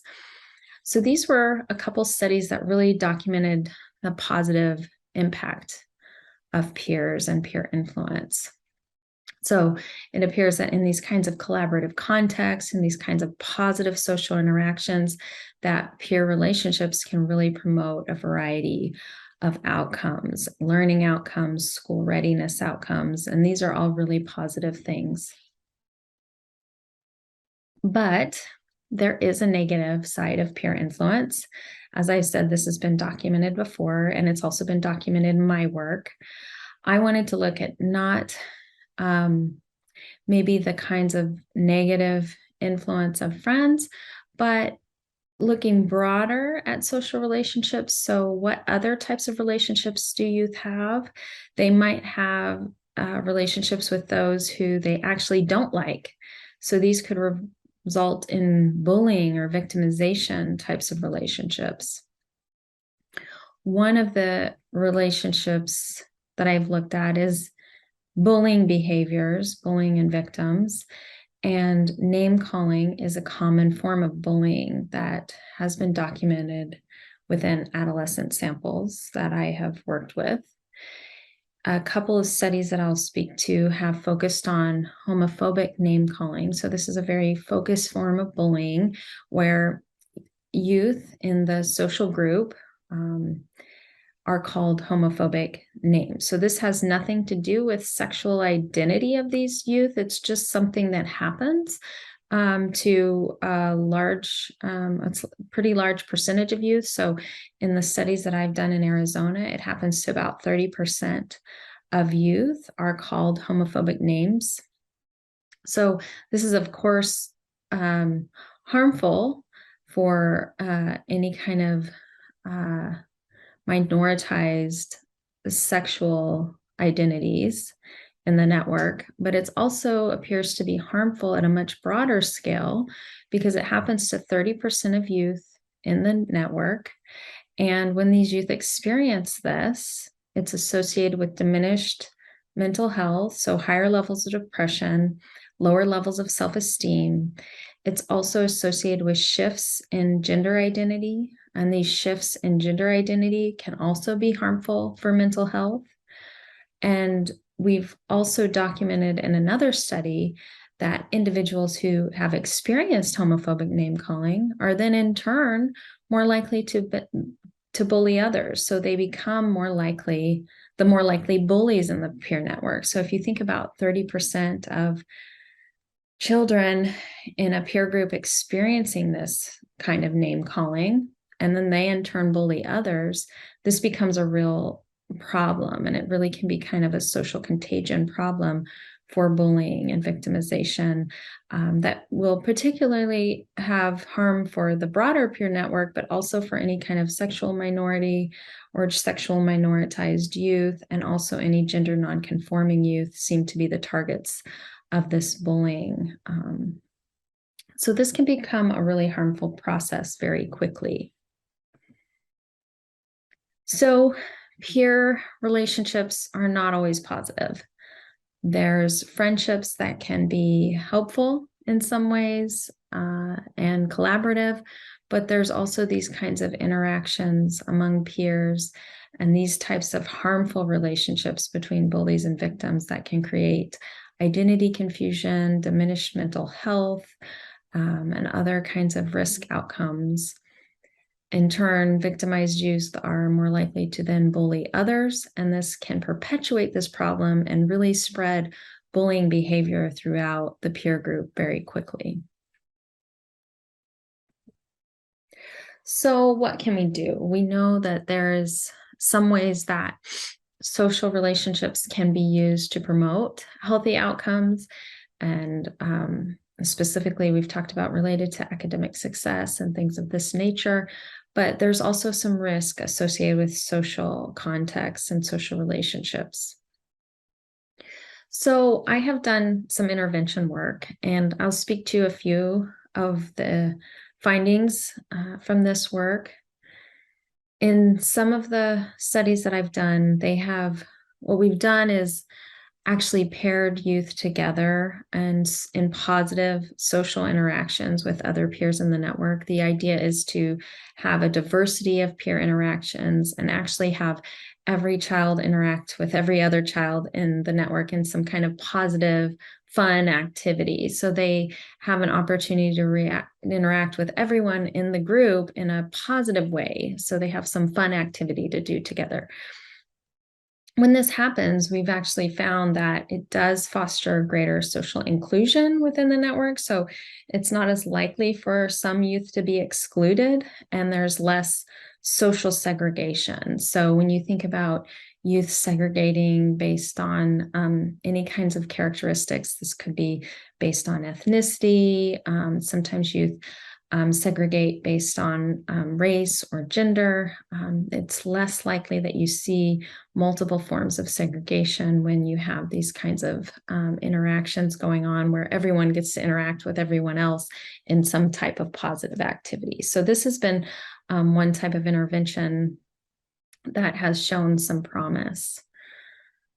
There's also findings that when interventions are able to show changes in the classroom climate, so through this kind of pairing, for example, and this kind of positive interactions with everyone in the classroom, when the social climate does change and becomes more pro-social, egalitarian, and safe for all youth, this is when the door is open to positive forms of peer influence. So I had documented before that peers can be a positive influence over academic outcomes, but in some intervention work, I found that this really happens only in these kinds of egalitarian, inclusive classrooms, when the classrooms are not engaging in this kinds of effort to become more inclusive and egalitarian, then you don't see the type of that positive influence. So that influence seems to be very much dependent on the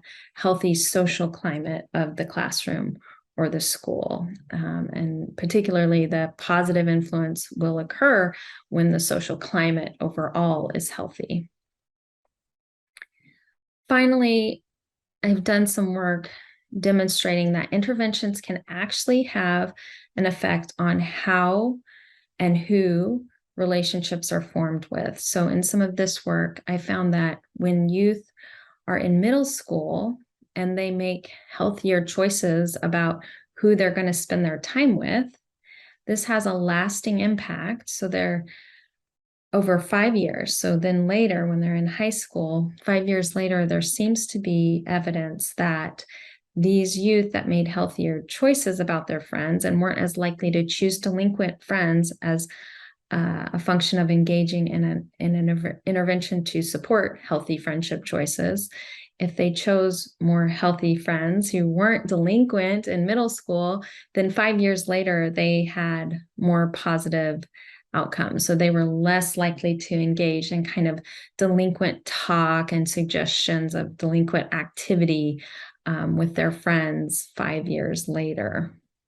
So this seems to demonstrate a lasting impact of what can happen when interventions actually change friendship choices to create more positive friendship choices. So overall, it seems that interventions can support some positive change.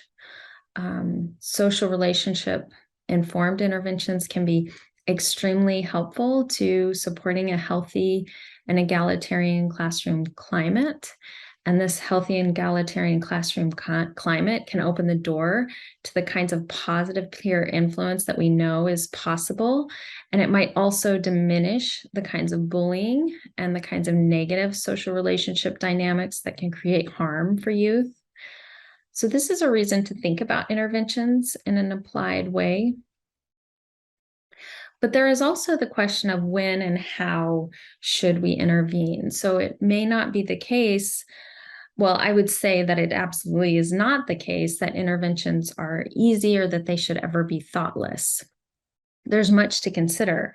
And we know from previous work that interventions can create harm just as easily as they can do good. So there's work on iatrogenic effects of where relationship or interventions were actually trying to improve relationships, improve youth outcomes, but they actually made things worse. So this is really important for us to consider when thinking about intervention work. And I would suggest that it's really important to consider every individual represented within a social context. So I think classroom, school, larger scale social contextual interventions are very helpful. They can help and support a great number of youth. However, it's important to consider who is represented within those social contexts. So not only the broad context on average, but also the individual identities, the history of individuals within that social context, the cultural context of individuals within that social context, as well as the broader cultural context. But being very careful to think through these interventions so that iatrogenic effects are not found, because there are going to be many individual differences, many individuals and a diversity of individuals represented within these contexts. So social relationship informed interventions should be considered, but they should also consider the diversity, individual characteristics, and level of agency. So how much power, privilege, freedom do individuals within the social group actually have? And can this type of intervention be harmful to some individuals? If it is harmful, then we should have pause, because I would recommend that some individuals should not be harmed to promote the success of others. This is likely going to not create long-term positive outcomes at a broader social level. So we should engage in thoughtful intervention efforts. So my conclusions for this discussion today: social relationships are critical for our survival and success during childhood, adolescence, and beyond. Throughout our lifetime, relationships matter. Attempts to support the outcomes of some youth may be viewed as an attempt to diminish the success of others. So we need to be really careful about this. We don't want a situation where the rich get richer and the poor get poorer. So thinking broadly about the social context and how interventions can be designed to impact and improve the outcomes of all individuals who are embedded within the social context is important. And for better or worse, social relationships will change us. So they are going to have an effect. I said that there would be some discussion of how should we manipulate these relationships, and should we manipulate these relationships? So I'll leave you with that thought. There are some that believe that we have evolved in very important and critical ways for our survival. There's power dynamics, there's hierarchies, there's social structures and statuses for a reason. And that for this reason, it's not wise for us to intervene. We should not be trying to create more inclusive and egalitarian social structures, because this kind of inclusive and egalitarian social structure is kind of going against the natural laws, the natural progression of relationships, and how we have, ultimately survived as a species. I have met these challenges in discussions. There may be some of you that have these views here today. What I have said is I do think that it's possible to intervene, and it's possible and helpful to intervene in positive and practical ways, but that we do need to be thoughtful about these interventions. So intervention work when it comes to social relationships is not easy, but if we can expose individuals to diverse ideas, we can expose individuals to diverse peers, we can build relationships across identity barriers or national barriers or cultural barriers or whatever kind of barrier might exist that would segregate or separate. If we can create these inclusive environments with healthy social relationships, at least the evidence that I've seen is that it really does promote healthier and more positive outcomes. But I think this is something that should be carefully considered and discussed. So I will leave you with that thought. And also, I guess I will leave you with a reminder of the impact of social relationships. So just reminding you that these are only a few examples, but relationships impact many, many, many outcomes. And so they are critical. And thank you for your time today. My email is here. It's simply dawn.delay@asu.edu. And I hope the rest of the conference is wonderful. And thank you for the opportunity to speak with you today. So now let's move on to our first speaker and last one in this first panel session, Dr. Roger Petrie, professor from philosophy at Luther College at the University of Regina in Canada. And Dr. Roger is teaching in the areas of ethics, sustainable development, and philosophy of religion. His research explores strategic dimensions in moving to sustainable systems, including historic transitions in production, disruptive technologies, and the role played by universities. He coordinates the university's philosophy, politics, and economics program and certificate in sustainability. Dr. Petrie is coordinator of the Regional Center of Expertise on Education for Sustainable Development in Saskatchewan, acknowledged by the United Nations University. And also he co-leads the International Association of Universities Higher Education Cluster on Responsible Consumption and Production. And today we will hear the presentation of Dr. Roger A. Petrie, also online. So please. Dr. Well, good afternoon. Roger is... My name is Roger Petrie. I'm a professor of philosophy at Luther College at the University of Regina in Saskatchewan, Canada. And I'm delighted to have been invited to present to you today. Because of the differences in time zones, I have pre-recorded this talk, but I will be available afterwards for questions from you. Just a bit about myself. In the areas of philosophy, I focus on philosophy of sustainable development, as well as ethics and philosophy of religion. I also co-coordinate something called a Regional Center of Expertise on Education for Sustainable Development here in Saskatchewan, and I'm the United Nations University Regional Advisor for RCEs throughout North, South, and Central America. So those are a few of my hats, and I'll tell you a bit more about those organizations later. In terms of my title, Sustaining Wellbeing in Uncertain Times, a Philosophical Approach, I love that your conference is focusing on this theme.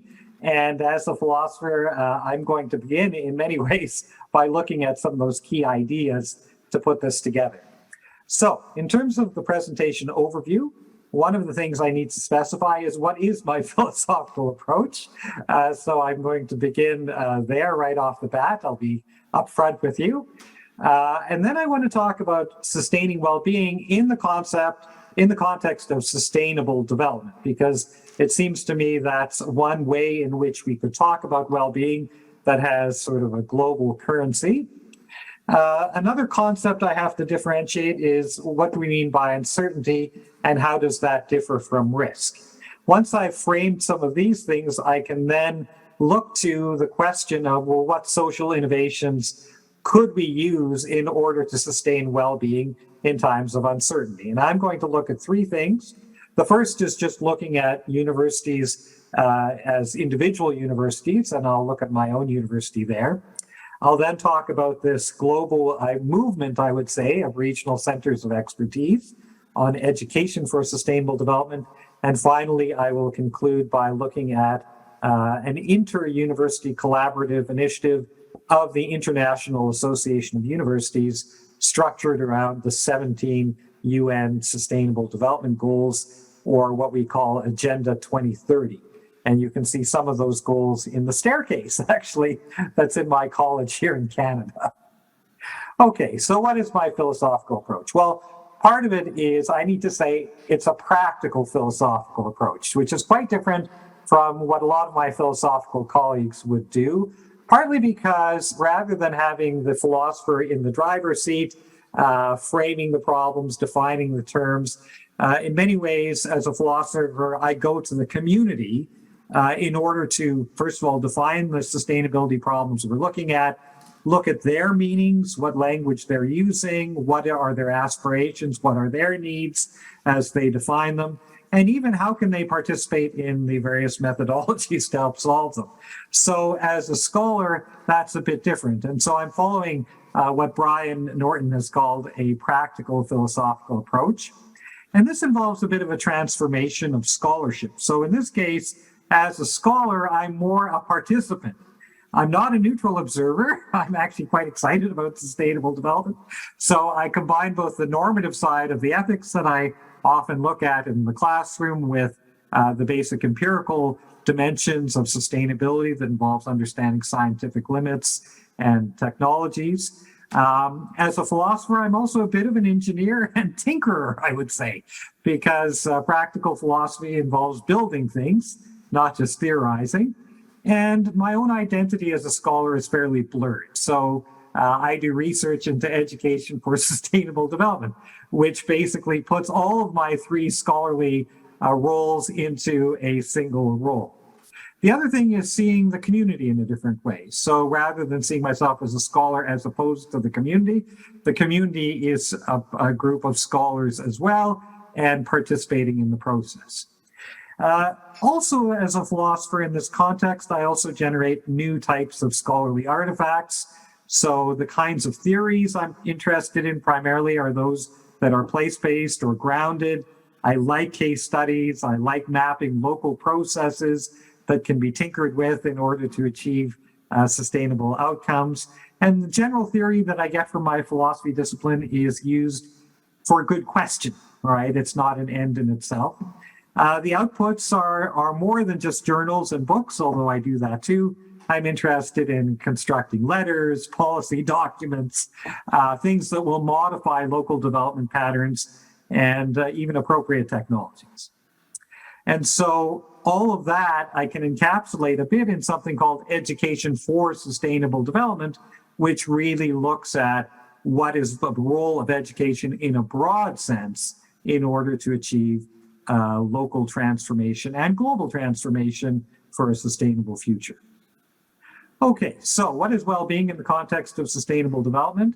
Well, you're probably familiar with these two very early definitions of sustainable development: meeting the needs of the present without jeopardizing the ability of future generations to meet their own needs, coming from the Brundtland Commission. Other early definitions talk more about the ecological side of that in terms of living within the carrying capacity of our ecological systems.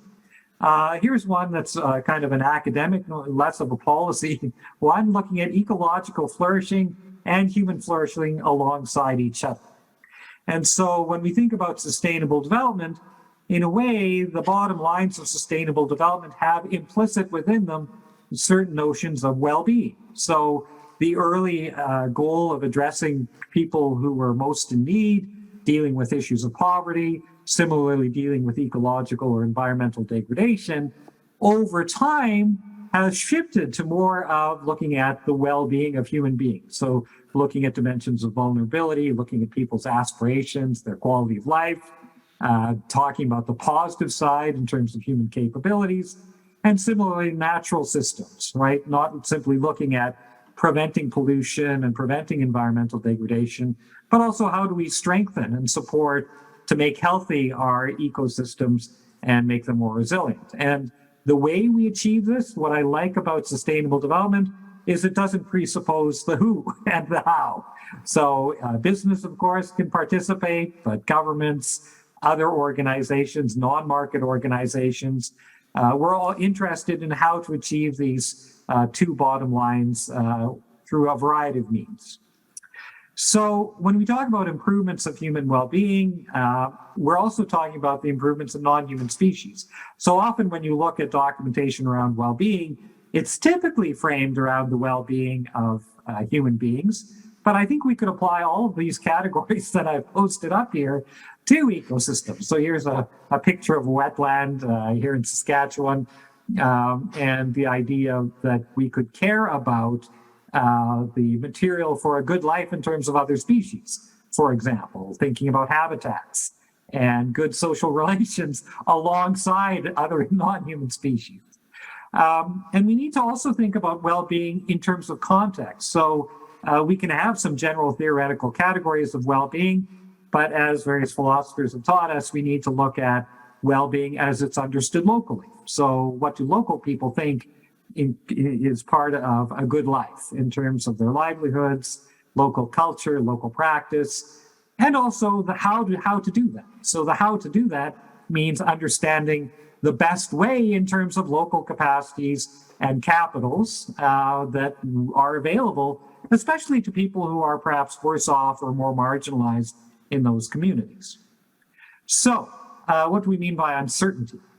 I like the definition that's provided by Ian Schoons and Andy Sterling in their book from 2020, where they talk about uncertainty having to deal with a construction of knowledge, materiality, experience, embodiment, and practice where we are unsure of the probabilities of particular outcomes. All right, so what it means is we're constantly surprised. There are things that we did not anticipate, and there are things that we do not know how they are going to impact systems. And so we see that recently in terms of the pandemic, but of course we saw it in the 2008 financial crisis. We see it with the climate chaos that's kind of occurring around the planet. We see it with authoritarian governments and the undermining of liberal democratic orders. And so those are all settings in which there is tremendous uncertainty versus risk. Risk is the situation where we know what the possible outcomes are, including the ones we might want. We also know what the parameters are, so we can calculate the probabilities of the various outcomes. And in turn, we can then envisage, well, what would be a good decision or what might be a good technology that we could build in order to address that. The problem is when we're living in a context of uncertainty, but act as though we're in a context of risk in which we can manage things. And so the challenge is that we have a highly technocratic society where we're used to more stable settings, more stable systems, and we're used to being able to manage risks. But in this case, the challenge is that, of course, we can't in a lot of the kinds of contexts that we're dealing with, and we have to figure out how to not simply manage risk, but to be attentive to uncertainty. And so you think of even the small things that have disrupted things globally in the last few years, not to mention the pandemic. But here we have the case where the Suez Canal was blocked for 6 days because the wind ended up pushing a very large container ship sideways. And that cost the economy billions of dollars because the Suez Canal ships 12% of global trade or something like that. And so very difficult to anticipate, but something we need to know how to deal with. And so that knowledge of uncertainty, we can think about, this is not a new problem. And one of the responses that Schoons and Sterling says is that we have to just acknowledge that incertitude. And of course, that's exactly what Socrates said a wise person did. A wise person was somebody who acknowledged what they did not know and acted with that assumption. And so in this case, because there are a lot of variables, we often don't know what the repercussions are going to be of certain actions. So incremental learning where we try small things. So instead of what is called maybe the ready, aim, never get to the fire stage of a process, instead we do what Jeff Scott, my friend from Australia, has called ready, fire, aim, where we try small things and learn from those small things to understand the context where we can then move from uncertainty to one in which we can manage risk. Other things that Schoons and Sterling identify talk about the need for greater deliberation, more inclusive engagement from the community from a ground-up perspective, that there'll be negotiation of multiple outcomes that people are concerned about, and multiple knowledges and models. So as a scholar, this naturally pushes us into the sphere of interdisciplinarity and transdisciplinarity. So what social innovations could act to create the possibility conditions for this open epistemology that Schoons and Sterling have identified? Well, here I have Immanuel Kant, the great philosopher, who talked about the possibility conditions of sense perception, the possibility conditions of ethics. And here we can think about, well, what would allow us to create the conditions where we can address uncertainty? And so one of the things where we can calculate risk, investments should probably be small and they should probably be shared because we don't know whether there will be payoffs or not. And in the academic community, we're used to doing that now with open educational resources, but not so used to sharing resources across campus in terms of equipment, in terms of open and shared laboratories, or sharing that equipment and space with our communities. Similarly, the importance of sharing our stories of our innovation across our campuses, we're often not great at doing that. The other thing, of course, if we're trying to mobilize in the context of uncertainty, is to recognize that there are causes that excite people that they want to contribute to, especially when we think about sustainable development that focuses on addressing the needs of the most vulnerable, something that all of us are increasingly more vulnerable, but also the innovation that comes with long time horizons and future innovations, and talking about how we can live successfully alongside other species. And then finally, the idea that there are some identities we can share that allow for greater participation. So the more we think about ourselves as citizens as part of a global community and engage some of that literature around global citizenship, and also the idea that we can see each person as being worthy of a sustainable livelihood alongside others. And those others can include other human beings, but also sustaining livelihoods of other animals and other species more generally. And this also points to the centrality of the role of the humanities and social sciences. partly because the humanities early on pioneered the open sharing of lectures, if you remember, in Hebrew, Latin, and Greek. So here we have Erasmus, the great humanist scholar who pioneered one of the earliest humanist colleges in Northern Europe. But similarly, when we think about mobilizing people around volunteerism, addressing the notions of ethics that are deeply embedded traditionally in the humanities and the core concerns of becoming human in the best way, and even the basic skill sets that we find in the humanities and especially the social sciences. Why? Because sustainable development focuses on human capital. So, of course, social sciences have a central role to play as well as the humanities. Okay, so how do we mobilize around volunteers? Well, probably one of the best things to do that globally and locally are the 17 UN Sustainable Development Goals. These were developed after maybe 3 years of consultations by the United Nations, involving millions of people, saying this is what we want as a global community of people.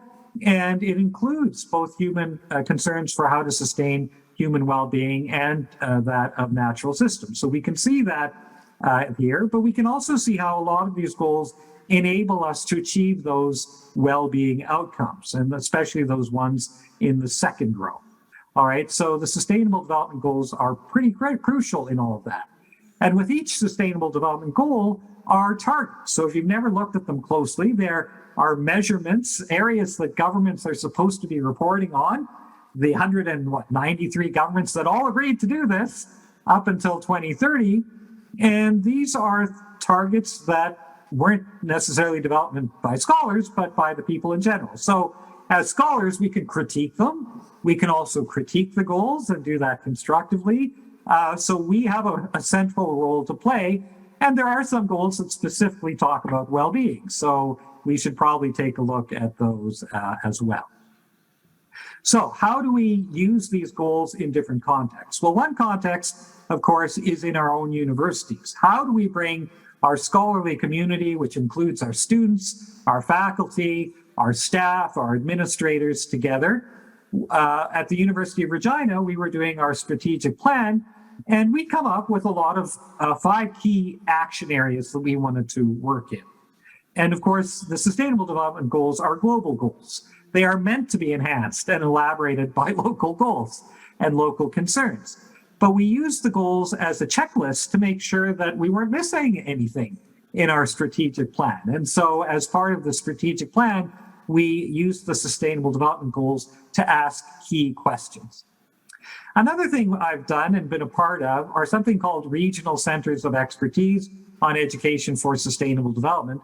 These started in 2003, and in many ways they exemplify that 17th goal, which is partnership for the goals. And so what an RCE is a network of scholarly organizations and community organizations promoting education broadly understood, so not simply classroom education, but also education as it relates to the media, as it relates to corporate training, for example, and addressing the most pressing sustainability issues within local communities. RCEs enable the region itself to design its approach. And so whether it's its governance structure, who's involved, what educational methodologies, all of those are something that's put together by the local region and then gets proposed to the UN University for approval. And so we've had tremendous success. There are now over, I think, 186 of these regions globally, all mobilized around volunteerism and the cause of education for sustainable development. My own RCE is located in Canada, and you can see Saskatchewan there in the middle of really nowhere. But the nice thing about RCEs is we can also come together in larger regions. So, for example, as RCEs in the Americas, we meet once a year in order to come together. So where am I from? I'm here in Saskatchewan. Believe it or not, there is a province that is a rectangular shape. And we're in a mixed moist grassland region. And what we have done is we worked to create a whole region approach to sustainable development. So you might have heard of a whole university approach or a whole schools approach to sustainable development. what we're doing is we're trying to bring together the regional actors to look at sustainable production and consumption at a regional level that makes sense, that includes our major cities, but also includes smaller centers. The other thing, of course, is we're trying to build social capital. So we celebrate every year with an annual set of recognition awards that we move from place to place to place.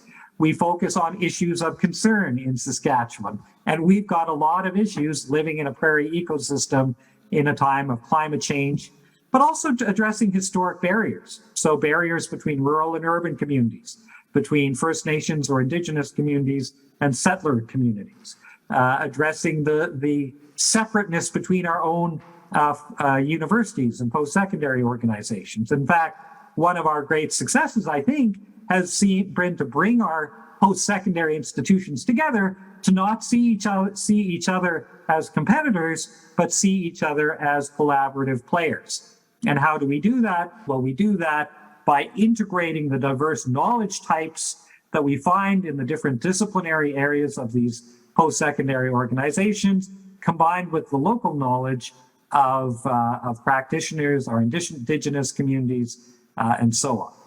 The other thing we've done is we've brought together those organizations that are often not included or even rejected in strategic planning within universities. So I've mentioned the importance of the not-for-profit or voluntary sector in mobilizing for sustainable development. They focus on human services and environmental concerns. So why shouldn't they be at the table? Service clubs, fraternal organizations, they're very curious about what goes on at the universities and are very good at building new organizations. So an important part there. Faith organizations. I work at Luther College that's traditionally affiliated with the Lutheran Church, but there are other faith communities who can come together in a very constructive way around sustainable development. Non-traditional businesses. I'm in a region that has a lot of cooperatives and state enterprises and very unusual things. And finally, local governments and small and medium-sized, even governments, small and medium-sized states. Canada's alongside a very big country, the United States, that's having a lot of troubles right now. I think small countries have a role to play in coming together. And lastly, looking at household production and local sustainability practitioners. Finally, I want to talk briefly just about a consortia of universities through the International Association of Universities, where we have used the Sustainable Development Goals to bring ourselves together. Because I think a key concern is that there be no university left behind. Each university on this planet is an important part of social capital, and if we lose a university, we're in a lot of trouble, any university. So we need to cooperate. And so here's a list of the 17 goals and different universities that have been appointed to take the lead and bring together universities on each of the different continents to collaborate around different goals. So in my case, our university, the University of Regina and Luther College, was tasked to bring together universities on each continent around responsible consumption and production. So in conclusion, I think universities are in a unique position for social innovation, partly because we can transform ourselves for our self-sufficiency, but also because we can bring in the community as scholars to create living laboratories. And it's those local living laboratories that can experiment with regional sustainable development strategies, livelihood strategies, to let the scholars and the people discover a lot of the unknowns so that we can then move to a space of risk and all of the traditional skills we have in managing risk, developing new technologies, and developing new products and services. And so in many ways, I think this addresses the deep concern that a lot of us have in terms of sustaining our market systems, but it relies on looking at those other players that can help do that for us. So thank you very much. I look forward to some very good questions.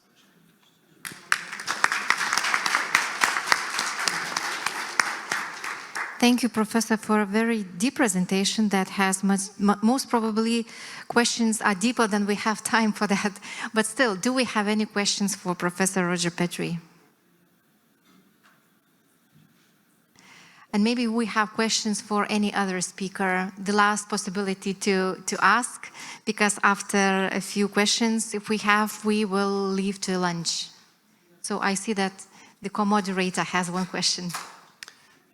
Thank you so much. And I would like to ask for Professor Iko Migliori, for you, the question. As you know, for me it is really important the beautiful combination of game, animation and design. We have developed a joint study program with South Korea, Dongsa University, that you are strongly interrelated with it. I see not only from your business card, but from your all the presentation. And my question would be quite interesting, intercultural in a general field maybe. I have analyzed the field of game development. I just took the information, interesting information, that the games that are developed in different Asian region were tried to be implemented in European region, and they did not succeed because of some problems afterwards that were analyzed.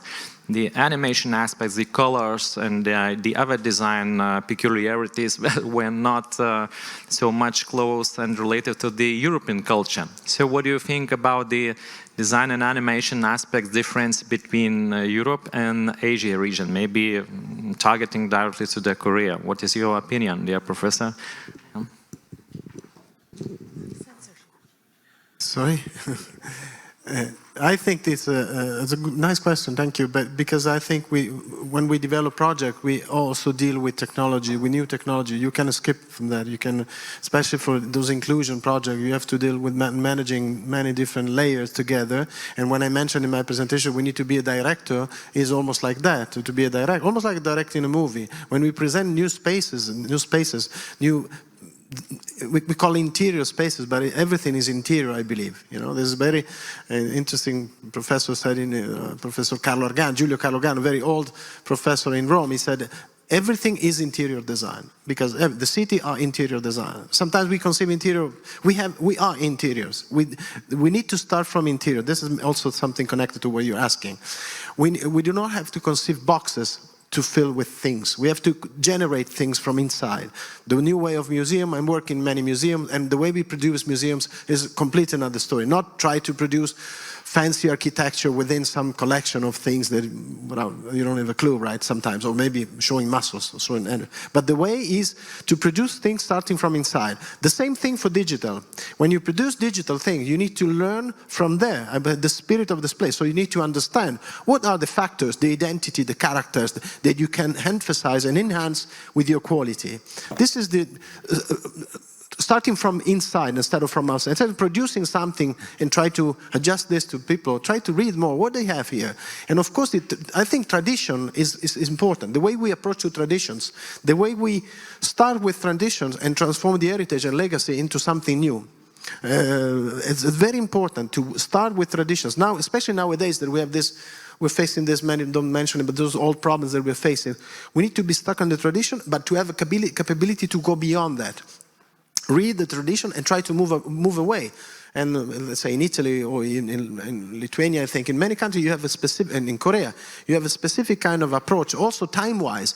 What is your timing? What is your in relation to music? What is your timing in relation to rhythm of perception? And I think this is that's why it's an integrated project. Not because on the other hand, only you go in the quality of design or drawing, capability of putting colors together. This is, and becomes also the design fancy things. But creativity is not that. Creativity is cutting and pasting.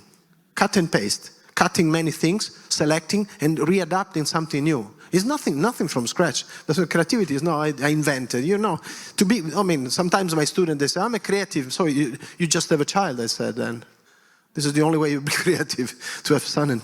Because to be creative, you produce things starting from something. You have to learn. And that's why even in design like that, you have to start from inside. There is also a very interesting sentence from Gustav Mahler, the composer. He said, we have to feed the fire and not worship the ashes.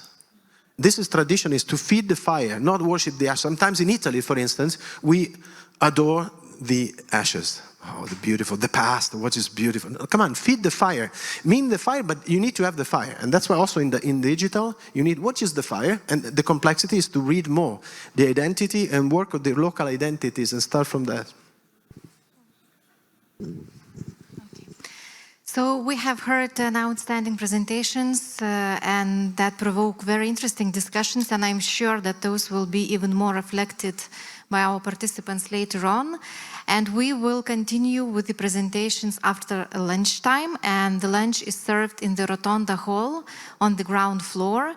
The working sections will start at 2:30, so please look for a room number of the section that you are interested in the program.